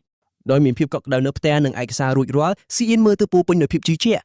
ទីបំផុតគេបានត្រៀមខ្លួនរួចរាល់សម្រាប់ឧបសគ្គធំបន្ទាប់គឺការប្រកួតចម្រុះបញ្ចប់ការសិក្សាជាមួយកងទីងនៅ6ថ្ងៃទៀត 6ថ្ងៃក្រោយមកការប្រឡងជំរុះបានចាប់ផ្ដើមនៅជាក្រុងក្នុងព្រៃ Green Light នាយកកងឆនប្រាប់បេក្ខជនទាំងពីរឲ្យយកចិត្តទុកដាក់ពេលលោកពយល់ពីព័ត៌មានលម្អិតនៃការប្រឡង ឈរនៅមុខផតថលពណ៌បៃតងនៅគល់ឈើដ៏ធំមួយកងឆនប្រកាសថាសាលាបានជ្រើសរើសដានជៀនព្រៃផ្សៃនេះសម្រាប់ការប្រកួតជំរុះលោកបន្ថែមថាការស្ទូមតិថ្មីៗនេះវាតម្លៃដានជៀននេះថាមានសភាពអាប់អ៊ូ លោកបញ្ជាក់ថាទាំង CN និងកងទីងនឹងចូលទៅក្នុងពេលតែមួយហើយធ្វើការប្រឡងនៅក្នុងដានជៀនតែមួយ បន្ទាប់មកលោកប្រមានសិទ្ធថាដានជៀនព្រៃផ្សៃគ្មានផែនទីច្បាស់លាស់ទេហើយវាមានគ្រោះថ្នាក់ជាងដានជៀនស្តង់ដាររបស់សាលាទៅទៀត ដោយសារហានិភ័យនេះសមាជិកជាន់ខ្ពស់3នាក់មកពី Gil Easternya នឹងចូលរួមជាអ្នកដាក់ពិន្ទុពួកគេនឹងចូលទៅក្នុងដានចិនជាមួយបេក្ខជនដើម្បីការពារសុវត្ថិភាពនិងវិតម្លៃសមត្ថភាពរបស់ពួកគេផ្ទាល់តែម្ដងក្រុមនេះមាន Ivan មកពី Imperial Gil ព្រមទាំង Yasmin Khai មកពី Divine Eye Gil និង Sado Vuda មកពី Silver Gil កងឆានបញ្យល់ថាបន្ទុកចុងក្រោយគឺសម្រេចលើអ្វីដែលអ្នកកាត់សេចក្តីទាំង3នាក់នេះបានឃើញ ស្របពេលនោះការផ្សាយបន្តផ្ទាល់នៃការប្រឡងត្រូវបញ្ចាំងក្នុងបន្ទប់ VIP ដ៏ងងឹតមួយនៅសាលាពេលសម្លឹងមើលអេក្រង់កងលីនក៏ញញឹមចុងមាត់គេលួចសង្កឹមថាអ្នកតបីនឹងចាក់ការកិច្ចព្រមព្រៀងសម្ងាត់នេះបានល្អធ្វើការងារឲ្យស្អាតបាតគ្មានសល់ដាន ក្នុងបន្ទប់នោះដែរនាយកយុនឡុងសួរទៅអនុប្រធានខាខាឌីសថាហេតុអ្វីគាត់នៅសាលាទៀតបើកាលវិភាគការងាររបស់គាត់ចប់តាំងពី2ថ្ងៃមុនបាត់ទៅហើយ ការផ្សាយពេលសម្លឹងមើលសៀននិងកងទីងលើអេក្រង់ គាត់តបថាគ្មានអ្វីគួរឲ្យចាប់អារម្មណ៍ជាងរឿងនេះទេគាត់មិនដែលឃើញទេពកោសល្យពិតប្រកួតគ្នារាប់ឆ្នាំហើយមិននឹងអាចរំលងបានចុះអូទៅកាន់ផតថលពណ៌បៃតងនាយកកងប្រកាសខ្លាំងៗអំពីការចាប់ផ្ដើមការប្រឡងកាត់សេចក្តីបញ្ចប់ការសិក្សាជាផ្លូវការ ដោយការបដិញ្ញាចិត្តមុតមមការប្រកួតរវាង Chen និងកងអ៊ីងចាប់ផ្ដើមហើយបេក្ខជនទាំងពីរដើរចូលទៅក្នុងផតថលភ្លឺនោះដោយមិនស្ទាក់ស្ទើរ សែនដាចេញទៅម្ខាងទៀតដោយមានធម្មពលពណ៌បៃតងរបស់ផតថលនៅដិតជាប់ពេញខ្លួន គេក៏លេបមើលជុំវិញខ្លួនក៏ឃើញថាខ្លួនកំពុងឈរក្នុងទីតាំងងងឹតអ៊ូអាប់ដែលពោពេញដោយដើមឈើងាប់ងាត់ ឈរក្បែរច្រកចូលអ្នកដែលបន្ទុកទាំង3សម្លឹងមើលបរិយាកាសដ៏ព្រឺព្រួយនេះ Yasmin ក៏សម្គាល់ឃើញថាវាដូចជាដានជិនប្រភេទផ្កានៅក្បែរនាង Yvonne ហុចបារីមួយដើមទៅសាដូតែគេប្រាប់ឲ្យស្ងាត់ដោយរំលឹកថាកំពុងធ្វើការហើយកាមេរ៉ាកំពុងថតភ្លាមនោះសំឡេងរោយ៉ាងខ្លាំងបានបន្លឺឡើងក្នុងក្បាលស៊ីឆេន គេរន្ធត់ចិត្តពេលឃើញ hologram ពណ៌ក្រហមភ្លឺផ្លេកៗបញ្ចាំងចេញពីទ្រូងរបស់គេជះពន្លឺពណ៌ក្រហមពេញផ្ទៃមុខប្រព័ន្ធលោតសារព្រមានយ៉ាងធំប្រាប់ថាមានសត្វដ៏គ្រោះថ្នាក់បំផុតនៅក្បែរនេះ Payson Slow ចាន់ដឹងថានេះជាលើកទី1ហើយដែលបេះដូងបេសាចរបស់គេលោតសារព្រមានធ្ងន់ធ្ងរបែបនេះ សារព្រមានក៏លុតបាត់ភ្លាមៗធ្វើឲ្យស៊ីឆ្ងល់ថាតើពិតជាមានបិសាចកម្រិតខ្ពស់លាក់ខ្លួនក្នុងដានជន់សើមៗនេះមែនទេ គេនឹងកងទីងបន្តដើរតាមផ្លូវស្ងាត់ជ្រងំដែលពោពេញដោយឫសឈើធំធំនិងមែកឈើរមូលគូចូលគ្នា កងធីងដើរនាំមុខដោយជឿជាក់កាត់តំបន់ពេញដោយអាប់ខណៈ Sichen ដើរតាមពីក្រោយជាប់ សង្កេតបេក្ខជនពីទីខ្ពស់ Yasmin ឃើញថាអបនេះក្រាស់ស្ទើរតែថប់ដង្ហើមនៅក្បែរនាងសត្វវូដាបញ្ជាឲ្យក្រុមអ្នកដាក់ពិន្ទុប្រុងប្រយ័ត្នខ្ពស់និងតាមដានមើលបេក្ខជនឲ្យជាប់ជានិច្ច សម្លេងប្រេះស្រាំយ៉ាងខ្លាំងបានបំបីភាពស្ងៀមស្ងាត់ពេលដីថ្មប្រេះបែកយ៉ាងកម្រោងនៅមុខសិស្សទាំងពីរ សត្វល្អិតរាងកាយដ៏ធំគួរឲ្យខ្ពើមបានស្ទុះចេញពីដីដែលប្រព័ន្ធទាំងជាក់ថាជាស្មៅទងពុលជាប្រភេទ D rank ធ្នូផ្កាប្រតិកម្មភ្លាមៗកងធីងដកដៅកាតាណាស្ទុះទៅវាយសត្វចម្លែកដ៏ធំនោះយ៉ាងកាចសាហាវ មើលសកម្មភាពនេះ Ivan សរសើរពីប្រតិកម្មដ៏រហ័សរបស់យុវជននេះ យ៉ាងណាមិញសាទូវត្តព្រមានថាបិសាចព្រៃក្នុងដានចិនលឿនជាងសាហាវជាងនិងល្បិចច្រើនជាងសត្វក្នុងការវឹកហាត់នៅសាលាឆ្ងាយណាស់ ស្រមោចទ្រង់ពលចាប់ផ្ដើមវាយប្រហារដោយបាញ់គ្រាប់ពុលពណ៌បៃតងភ្លឺភ្លឺជាច្រើនប៉ុន្តែកងទីងបានវាយបកគ្រប់គ្រាប់ទាំងអស់ចេញដោយដាវដ៏រហ័សរបស់គេយ៉ាងរហ័សរហួនដោយចលនាដ៏រហ័សនិងខ្លាំងក្លាកងទីងលោតទៅលើអាកាសហើយកាប់សត្វល្អិតចម្លែកនោះដាច់ជាពីរយ៉ាងស្អាត ពេលដងខ្លួនផ្នែកខាងលើរបស់ស្រមោចធ្លាក់ទង្គិចដីយ៉ាងដំណំដាវរបស់កងធីងក៏បញ្ចេញថាមពលពណ៌មាសយ៉ាងខ្លាំងមុនពេលគេចាក់វាទម្លុះសត្វដែលដួលនោះពេញទំហឹង ប្រមូលផ្ដុំថាមពលខ្លះអ្នកចម្បាំងនុយក្លេអ៊ែររបស់គេកងធីងបញ្ចេញការវាយប្រហារដ៏សាហាវគំតិចបិសាចនោះក្នុងបន្ទុះភ្លើងដ៏ធំ សង្កេតពីលើច្រាំងភ្នំ Yasmin បញ្ចាំងបន្ទុះ10ពណ៌បៃតងភ្លឺចេញពីឧបករណ៍លើកដៃរបស់នាង នាងផ្ដល់បន្ទុកពេញដល់កងទីងសម្រាប់ការប្រយុទ្ធជាក់ស្ដែងរបស់គេសរសើរប្រតិកម្មរហ័សរបស់គេដែលបន្សាបការវាយប្រហារពីចម្ងាយយ៉ាងងាយស្រួល Yvonne ក៏ឲ្យបន្ទុក10ពេញដែរព្រមទាំងសរសើរយុទ្ធសាស្ត្រប្រយុទ្ធរបស់កងទីង គេក៏សម្គាល់ថាការកាត់សរីរាង្គបាញ់ពីចោលភ្លាមៗបានបំបត្តិសមត្ថភាពប្រយុទ្ធរបស់សត្វនោះទាំងស្រុង សូដាលើកបង្ហាញបន្ទុក10របស់គេដោយមោទនភាពដោយឲ្យបន្ទុកខ្ពស់បំផុតលើកម្លាំងវាយផ្ដាច់ព្រោះតែការសម្លាប់ដ៏ដាច់ស្រេចរបស់កងធីង ពេលកងទីងកាន់ដាវដ៏ភ្លឺរបស់គេអ្នកដាក់បន្ទុកកប់សរសើរការឈរទីតាំងការគ្រប់គ្រងនិងការវាយផ្ដាច់ដ៏ល្អឥតខ្ចោះរបស់គេ ពួកគេឯកភាពថាការរក្សាភាពស្ងប់ស្ងាត់បែបនេះពេលតទល់នឹងបិសាចព្រៃពិតជាអស្ចារ្យណាស់សម្រាប់សិស្សម្នាក់ បន្ទាប់មកសាតូវីក៏បង្វែរចំណាប់អារម្មណ៍ទៅមើលស៊ីឆេនដែលកំពុងដើរចេញដោយអាកប្បកិរិយាធូររលុងដាក់ដៃគេងហប់បៅ សាតូរីគុនចាដៃរឿងគេគ្មានប្រតិកម្មពេលបិសាចចេញមកដោយចាត់ទុកការធ្វើមិនដឹងនេះជាភាពបរាជ័យទាំងស្រុង កងធីងនៅស្ងៀមគ្រាន់តែសម្លឹងមើលអាកប្បកិរិយាដ៏ស្ងប់ស្ងាត់និងមិនខ្វល់ខ្វាយរបស់គូប្រជែងគេប៉ុណ្ណោះ នៅក្នុងបន្ទប់សង្កេតការ VIP Carl Cavendish និងនាយកយួនឡងកំពុងតាមដាន CN យ៉ាងយកចិត្តទុកដាក់ Carl សួរនាយកដោយធម្មតាថាតើគាត់គិតថាយុវជនម្នាក់នេះកំពុងព្យាយាមធ្វើអ្វីឲ្យប្រកបនៅក្នុងអាប់នោះ ជាមួយនឹងស្នាមញញឹមនាយកសាលាយួនឡងដឹងច្បាស់ថាស៊ីចេងកំពុងតាមប្រមាញ់រកអ្វីមួយយ៉ាងជាក់លាក់ នៅក្នុងគុកងងៀតសេចិនបានឈប់រួចយកជើងគោះទៅលើបណ្ដុំឫសឈើយក្សដែលដុះញាត់គ្នា គេដឹងថាចំណុចកណ្ដាលនេះអាចបោកសម្អាតពួកវាទាំងអស់ក្នុងពេលតែមួយរន្ទះពណ៌មាសបានផ្ទុះឡើងពេញបាតដៃបង្កើតបានជាកំបិតដ៏មុតស្រួចនិងភ្លឺចាញ់ចាំង បន្ទាប់ពីរកឃើញគោលដៅជីឈែនបានចាក់បញ្ចូលកាំបិតរន្ទះនោះទៅក្នុងឫសឈើយ៉ាងសាហាវបំផុតការវាយប្រហារនេះបានបញ្ជូនរលករន្ទះពណ៌មាសចូលក្រោមដីធ្វើឲ្យកក្រៅផែនដីយ៉ាងខ្លាំងសម្បុកស្រមោលពីរដែលលាក់ខ្លួនត្រូវបានបាញ់ឡើងលើហើយកំទេចខ្ទេចខ្ទីដោយថាមពលអគ្គិសនីដ៏កាចសាហាវនោះពួកអ្នកវាតម្លៃបែកញើសជោគពេលដឹងថាស៊ីជីមានចេតនាស៊ីបចំសម្បុកបិសាចពួកគេគិតថាគេឈួតបាត់ហើយព្រោះការដាស់ហ្វូងបិសាចកម្រិត D អាចសម្លាប់មនុស្សគ្រប់គ្នាបានពេលឃើញការផ្ទុះដ៏វឹកវរនេះកងអ៊ីងបានបាត់បង់ភាពស្ងប់ស្ងាត់ដោយឆ្ងល់ថាតើសឺឆែននឹងធ្វើអ្វីបន្តទៀតប្រមូលកម្លាំងពេញទំហឹងសេឆែនបញ្ចូលអគ្គិសនីទៅក្នុងស្បែកជើងរួចលោតឡើងទៅលើយ៉ាងលឿនប្រាយជំនាញឃាតកររន្ទះគេបានបើកថាមពលប្រេះពន្លឺគេបានហោះឡើងទៅលើមេឃប្រៀបដូចជាពន្លឺពណ៌មាសដ៏ចែងចាំងមួយផ្លែបផ្លាទីក្នុងលបឿនដ៏លឿនសេឆែនបានស្ទាក់វាយហ្វូងស្រមោចពឹសដែលហោះឡើងដោយសារគ្រាប់បែកអន្ទាក់របស់គេកាប់ប្រហារយ៉ាងលឿននិងសាហាវទៅលើពួកបិសាចនៅលើអាកាស ហោះឆ្វេងស្ដាំពេញអាកាសគេបានបន្សល់ទុកបណ្ដាញយន្តះពណ៌មាសកាប់ហែកហ្វូងបិសាចទាំងនោះខ្ទេចក្នុងពេលប៉ុន្មានវិនាទីមុនពេលចុះមកដីវិញយ៉ាងស្រាល ពេលសេឆែនចូលដល់ដី បំណែកសាកសពបិសាចកម្រិតនេះបានធ្លាក់ពីលើមេឃខណៈដែលរន្ទះពណ៌មាសបានម្ដងបន្តិចពីដៃរបស់គេ នៅលើច្រាំងអ្នកវាយតម្លៃទាំង3គាំងនិយាយឡើងចេញបែកញើសស្រាក់សាធវូរកនឹកមិនឃើញពីទស្សនវិជ្ជានេះទេពេលសេឆែនបោឈាមបិសាចចេញពីអាវយ៉ាងធម្មតាពួកអ្នកវាយតម្លៃភ្ញាក់ប្រើពេលដឹងថារបាយការណ៍សាលាបញ្ជាក់ថាគេត្រឹមជាអ្នកត្រាស់ដឹងកម្រិត E ប៉ុណ្ណោះ វាពិតជាមិនគួរឲ្យជឿដែលសិស្សកម្រិត E អាចកម្ចាត់ហ្វូងបិសាចកម្រិត D បានយ៉ាងងាយបែបនេះ ដោយដឹងថាมันអាចឲ្យបន្ទុកទៀតសម្រាប់សមត្ថភាពដ៏ល្អនេះបានពួកអ្នកវាយតម្លៃខលខូចបាននិយាយខ្សឹបខ្សៀវគ្នា ដោយចង់បញ្ចប់កិច្ចព្រមព្រៀងអាក្រក់ដើម្បីទម្លាក់ស៊ីឈិនពួកគេគិតរកលេសមិនយុត្តិធម៌ដូចជាចោទថាគេធ្វើសកម្មភាពគ្រោះថ្នាក់ឬផាកពិន័យលើបច្ចេកទេសរបស់គេត្រឡប់ទៅបន្ទប់អង្កេត VIP វិញខាលបានទទួលសំណើយ៉ាងខ្លាំង សរសើរនាយកសាលាយូអានឡុងដែលបានទីត្រូវថាស៊ីឆែនលាក់បាំងសមត្ថភាពពិតរបស់គេ ខាលគិតថាវាអស្ចារ្យណាស់ដែលបានឃើញសកម្មភាពកាច់សាហាវតាំងពីការប្រឡងទើបចាប់ផ្ដើមគេកំពុងចាំមើលថាតើកុងទីងនឹងទប់ទល់ធម្មពលនេះយ៉ាងម៉េច ចូលពីក្រោយគេកងលៀននៅស្ងៀមឈឹងទឹកមុខគេប្រៃជាខ្មៅងងឹតពេលមើលទៅអេក្រង់ ភ្លាមនោះការផ្សាយបន្តផ្ទាល់លើអេក្រង់ធំត្រូវបានកាត់ផ្ដាច់ដោយសញ្ញារំខាន Digital យ៉ាងខ្លាំង រូបភាពញ័រយ៉ាងខ្លាំងមុនពេលងងឹតសូនឈឹងហើយជំនួសមកវិញនៅសញ្ញាព្រមានពណ៌ក្រហមមិនចេះថាបាត់បង់សេវានាយកសាលាយូឡើងជ្រុញចិញ្ចាំសម្លឹងមើលអេក្រង់ដែលងងឹតហើយស៊ូខ្លាំងៗថាហេតុអីបានជាការបញ្ជូនសញ្ញាកាត់ផ្ដាច់ទៀតហើយ ខាងក្រៅច្រកចូលគុកងងឹតសម្លេងព្រមានបន្លឺឡើងយ៉ាងលឿនពីម៉ាស៊ីនតាមដាន អ្នកបច្ចេកទេសវាយអក្សរយ៉ាងលឿនលើកុំព្យូទ័រគណៈប្រព័ន្ធលុតសញ្ញាព្រមានធ្ងន់ធ្ងរអំពីភាពមិនប្រក្រតីនៃសេវាអេក្រង់វិភាគបង្ហាញថាកម្រិតផ្លូវការរបស់គុកងងឹតបានរអាក់រអួលคล้ายជាសញ្ញាសួរដែលមិនអាចអានបានពេលនោះដែរសេវាទៅតង់ខាងក្នុងធ្លាក់ចុះដល់0អ្នកបច្ចេកទេសសម្លឹងមើលទិន្នន័យដែលខូចនោះទាំងភ្ញាក់ផ្អើលនាយកកងគួនបែកញើសទៅជាក់ស្រេងដោយទាមទារចង់ដឹងថាតើមានរឿងអាក្រក់អ្វីកើតឡើងខាងក្នុងគុកងងឹតពួកគេភ័យកាន់តែខ្លាំងពេលធម្មពលបៃតងនៃត្រកនោះស្រាប់តែបាត់ទៅ ច្រកភ្លឺនោះបានបាត់បង់ទាំងស្រុងដោយបន្សល់ទុកត្រឹមតែមាត់រូងភ្នំទទេធម្មតាដែលធ្វើឲ្យបេក្ខជនជាប់គាំងខាងក្នុង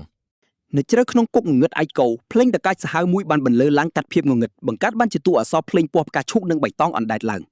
ស៊ូឈិនឈប់ស្ងៀមស្ដាប់ភ្លេងគួរឲ្យខ្លាចនេះគេចំណាប់បានភ្លាមនៅវត្តមានសាហាវដែលលាក់ក្នុងបទភ្លេងនេះ វាជាសម្លេងរបស់ស្ដេចបិសាចរ៉ាស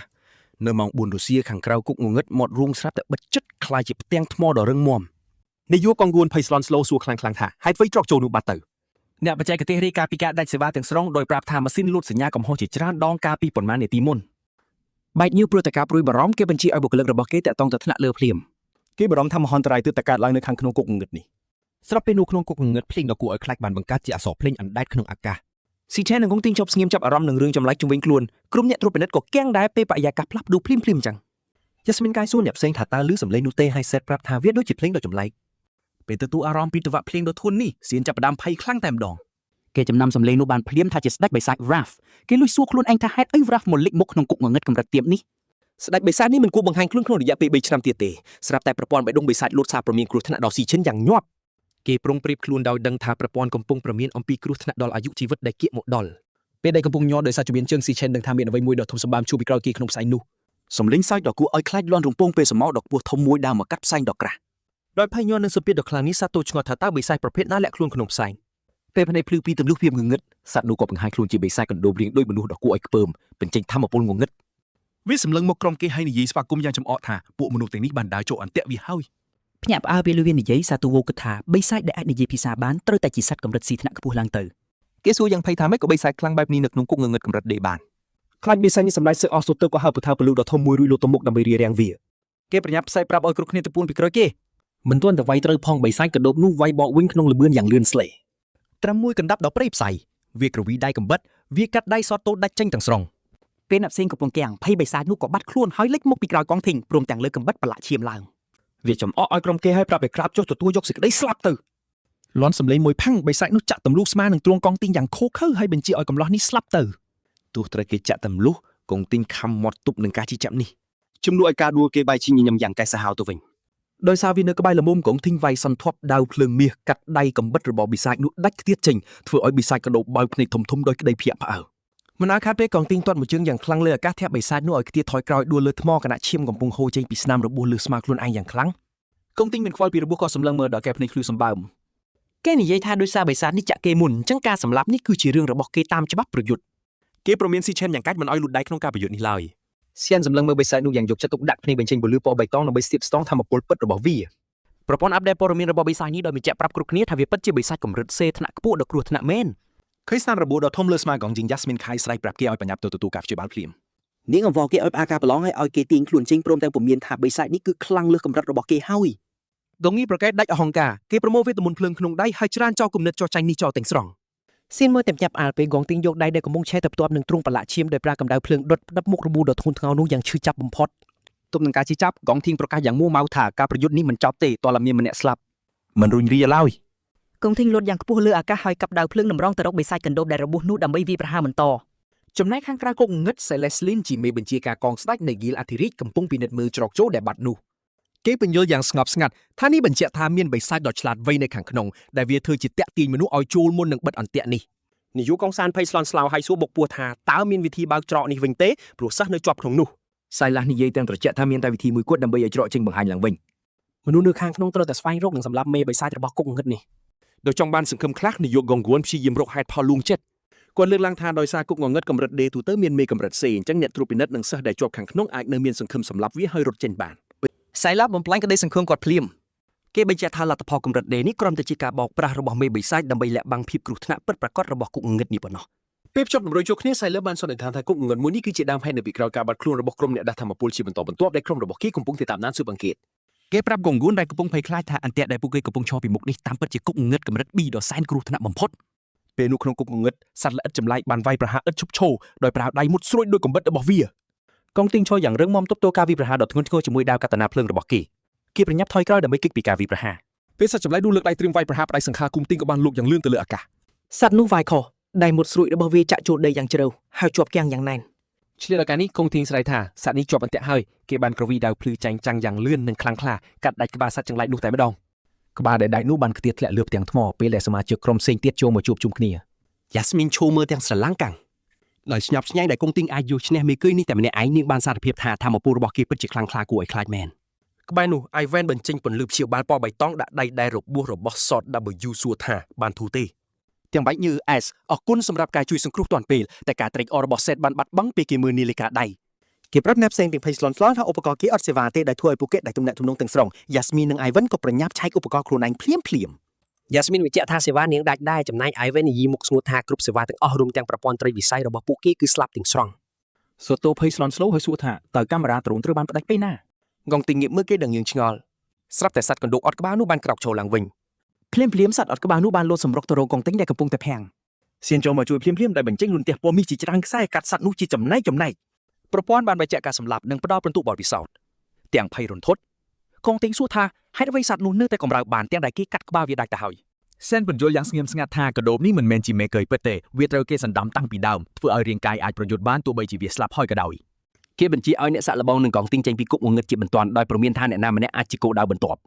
ទាំងរឹងតឹងកងទីងសួរថាតើស៊ីឆេនអាចដឹងយ៉ាងម៉េច សូតូស្រ័យតាំងខឹងថាស៊ីនឈួតហើយដោយអះអាងថាក្នុងគុកងងឹតនេះអាចមានមេកុយកម្រិត C តែមួយគត់គេតវ៉ាថាសត្វចម្លែកកម្រិតខ្ពស់ដែលពួកគេទើបតែប្រយុទ្ធអំបញ្ញមិញត្រូវតែជាមេធំព្រោះគ្មានអ្វីផ្សេងសមហេតុផលនោះទេ មិនតតែបានតវ៉ាបន្តផងប្រព័ន្ធរបស់ Sai Chain បានលោកសារប្រមានពេញភ្នែកអំពីសត្វដ៏សែនគ្រោះថ្នាក់មួយស្រាប់តែរលកធម្មពលផ្លូវចិត្តដ៏ធំសម្បើមបានបោកបក់កាត់រូងភ្នំត្រូវចំការវាយប្រហារនេះភ្នែករបស់ Yasmin, Ivan និង Sat បានចាប់ផ្ដើមបញ្ចេញពន្លឺពណ៌ផ្កាឈូកគួរឲ្យខ្លាចពេលដែលវិជាសណ្ដំរបស់មេកុយពិតបានគ្រប់គ្រងខួរក្បាលពួកគេទាំងស្រុងដោយដឹងថាប្រមានលែងទាន់ Si Chen បានប្រញាប់បើកដំណើរការកាសឥតខ្សែភ្លាមគេចំណាំចង្វាក់រលកសម្លេងនេះបានភ្លាមកាលពីជាតិមុនគេបានឃើញស្ដេចបិសាច Ras ប្រើប្រាស់កម្រិតសម្លេងដូចគ្នានេះដើម្បីសណ្ដំនិងសម្លាប់មនុស្សធម្មតារាប់លាននាក់នៅទូទាំងពិភពលោកយ៉ាងងាយស្រួលគេងាកមើលឃើញ Yasmin, Yvonne និង Soto ដែលសម្ដៅទៅមុខប្រងគ្នាក្នុងសភាពបាត់បង់ស្មារតីទាំងស្រុងជឿថាមេកុយពិតមានជាប់តែប៉ុណ្្នឹង Ref ផ្ទាល់ស៊ីណាសម្រាប់ចិត្តទៅតទល់សត្វនេះមុខទៅមុខពេលគេដើរតាមក្រុមអ្នកសាក់លបងចូលកាន់តែជ្រៅក្នុងរូងដងងងឹតប្រព័ន្ធរបស់ Chichen នៅតែបន្តលោតសារព្រមានពីសត្វដ៏គ្រោះថ្នាក់នៅខាងមុខ ពួកគេបានមកដល់សម្បុកគួរឲ្យខ្លាចមួយពេញដោយសុទ្ធពន្លឺបៃតងដែលមានពស់ខ្មៅយក្សកំពុងយាមរូបរាងគ្រប់កណ្ដាប់នៅកណ្ដាល ស៊ីឆេមិនរងឥទ្ធិពលពីរលកសម្លេង Alpha របស់សត្វនោះទេដោយសារតែសម្លេងទប់ទល់ដែលកំពុងចាក់នៅក្នុងកាសរបស់គេវាជាការប្រុងប្រយ័ត្នសម្រាប់ទប់ទល់ Rat ទោះយ៉ាងណាដោយដឹងថាអ្នកត្រួតពិនិត្យទាំងនោះអាចនឹងស្លាប់ដោយសារសម្ពាធផ្លូវចិត្តនៅពេលណាមួយគេក៏សម្រេចចិត្តសម្លាប់មេកុយនោះភ្លាម បិសាចនោះដឹងពីការមកដល់របស់ពួកគេសម្លេងវាមកលើពេញរូបភ្នំខណៈវាកំពុងស្រែកឃ្លានសាច់ស្រស់របស់ពួកគេ សេចឆាន់សម្លឹងតបយ៉ាងត្រជាក់ត្រៀមជាស្រេច